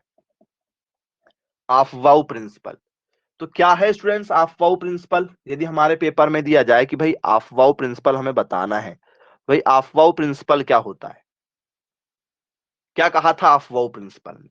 तो आप देखिएगा स्टूडेंट्स, में एक फॉर्मूला लिखवा रहा हूं आपको आफवाऊ प्रिंसिपल के लिए। आफवाऊ ने क्या बताया था? तो आफवाऊ ने एक प्रिंसिपल दिया था जिसमें था 1 के साथ में एस आता है, 2 है तो एस तो ऑलरेडी रहेगा, 3 है तो भी एस रहेगा, 4 है तो भी एस रहेगा। एस कॉमन, एक बार एस आ चुका तो वो कॉमन है। 2 यदि है तो 1 के साथ में एस रहेगा, 2 है तो एस भी रहेगा, पी भी रहेगा। 3 है तो एस और पी तो कॉमन हो गए, 3 है तो 3 नंबर रहेंगे, एस पी डी रहेंगे। 4 है तो एस तो है, पी भी है, डी भी है, एफ भी रहेंगे। मतलब एक था तो 1 नंबर थे, 2 थे तो 2 नंबर हो गए, 3 थे तो 1 2 3 नंबर हो गए, 4 थे तो 1 2 3 4 नंबर हो गए। ये जो रिप्रेजेंट किया गया था इसको अफवाऊ ने किया था। तो 1 के साथ में एस आएगा तो वो क्या बन जाता है? 1s बन जाता है। 2 के साथ में एस है तो बोल सर 2s बन जाएगा। 2 के साथ में और पी भी है तो बोल सर 2p बन जाएगा। 3 के साथ में एस है तो बोल सर बोल 3s बन जाएगा। 3 के साथ में पी है तो बोल सर 3p बन जाएगा। 3 के साथ में डी है तो बोल सर 3d बन जाएगा। 4 के साथ में एस है तो बोल सर 4s बन जाएगा। 4 के साथ में P है तो सर 4P बन जाएगा, 4 के साथ में D है तो सर 4D बन जाएगा, 4 के साथ में F है तो 4F बन जाएगा। क्लियर है क्या? बोले यस सर बिल्कुल क्लियर है हमें। ठीक है, तो सर अब इसको क्या कैसे समझेंगे? वो सर किसमें कितने इलेक्ट्रॉन, क्योंकि हमें पता है ना भाई इलेक्ट्रॉन चारों ओर चक्कर लगा रहे हैं, हमने तो देखा इलेक्ट्रॉन चक्कर लगा रहे हैं, तो कितने इलेक्ट्रॉन चक्कर लगा रहे हैं? वो सर यहाँ 2 लगा रहे हैं। हमने क्या देखा था आपको पता है? पहले वाले में कितने चक्कर लगा रहे थे जरा मुझे बताइएगा। ठीक है, इससे पहले बोरबरी का नियम यहाँ पर लागू करना है हमें। पहले वाले में कितने चक्कर लगा रहे थे? पहले वाले में कितने चक्कर लगा रहे थे? दूसरे में कितने चक्कर लगा रहे थे? तीसरे में कितने चक्कर लगा रहे थे? बताओ। बोल सर जो पहला वाला है ना उसमें चक्कर लगाने वाले थे 2, थे क्या 2? दूसरे में कितने चक्कर लगा रहे थे? बोल सर 8। तीसरे में कितने चक्कर लगा रहे थे? बोल सर 16। और चौथे वाले में कितने चक्कर लगा रहे थे आपने अभी बताया था? 2 8 18 था, सॉरी 16 नहीं था, 18 था, 18 था। और चौथे वाले में कितने चक्कर लगा रहे थे बताओ? अभी थोड़ी देर पहले ही लिखा है आपने, कितने चक्कर लगा रहे थे? बोले सर 32। यही था क्या? 2 8 18 और 32 यही चक्कर लगा रहे थे कि? Yes sir. तो यहां जरा देखो पहले वाले में कितने हैं? बोले सर 2 हैं क्या 2? बोले यस सर 2 हैं। दूसरे वाले में ऑलरेडी एस पर क्या लिख चुके हैं हम लोग? एस पर ऑलरेडी पहले वाले में 2 था तो हमने पहले वाले को 2 दे दिए, क्योंकि एक के साथ एक ही था, 1 के साथ एस था, 2 दे दिए, एस में 2 दे चुके हैं। सेकंड में कितने? 8 है, तो 8 है तो भाई एस में तो पहले 2 दे चुके हो, तो अब पी पे कितने बचे? 8 लिखना है, तो पी पर अब कितना लिखा जाना चाहिए बताओ? भाई एस पे 2 ऑलरेडी लिखा जा चुका है, तो अब पी पे कितना लिखना? जब 8 हो जाए तो क्या लिखना चाहिए उसके ऊपर? तो सर 8 लिखना है तो 2 लिख चुके हैं, 6 और लिखेंगे, 8 हो गया। यस सर, 2 और 6 हो गया। यहां देखो तीसरे वाले में क्या लिखना है? तीसरे वाले में सर 18 लिखना है, तीसरे वाले में 18 लिखना है। तो पहले वाले में ऑलरेडी 2 लिख चुके हैं, सेकंड में 6 लिखा जा चुका है, 2 6 हो गए 8, डी पे लिखना है 10, तब तो क्या होगा? 18 देखो 2 ऑलरेडी है, 6 ऑलरेडी, 2 8 हो गया, 10 18 हो गया क्या? 18 बोले यस सर। इसमें फिर वही लिखेंगे 2 6 और 10, तो ये हो गया 18। 32 लिखना है, कितना बचा यहाँ पर? बोले सर 14 लिखना पड़ेगा, देखो काउंट कर लो सबको, 32 हो रहा है क्या? बोले यस सर 32 हो रहा है। तो ये जो लिखने का तरीका है कि भाई इसको 2 इलेक्ट्रॉन मिला, पी को 6 इलेक्ट्रॉन मिला, डी को 10 इलेक्ट्रॉन मिले, एफ को 14 इलेक्ट्रॉन मिले, इसको बताने वाले कौन थे? तो बोले सर इसको बताने वाले थे हमारे आफवाउ। किसने बताया था इसके बारे में? बोले सर इसके बारे में बताने वाले भाई साहब थे आफवाउ। ठीक है, आफवाउ ने इसके बारे में बताया था, ये प्रिंसिपल है। ठीक है, तो कुछ इस तरीके से फिर इनके नेमिंग करते हैं, 2 फिर 6, 2 6 10, फिर 2 6, ठीक है 10 और 14, ये लिखने का तरीका हो जाता है फिर। जी, यहां पर किसी को कोई डाउट है तो बिल्कुल बेझिझक आप पूछ सकते हैं, पूछिए। ये अफवाह प्रिंसिपल हमारे लिए बहुत ही इंपॉर्टेंट होता है, आपको बनना चाहिए। कोई डाउट है तो आप बिल्कुल बेझिझक पूछ लीजिए।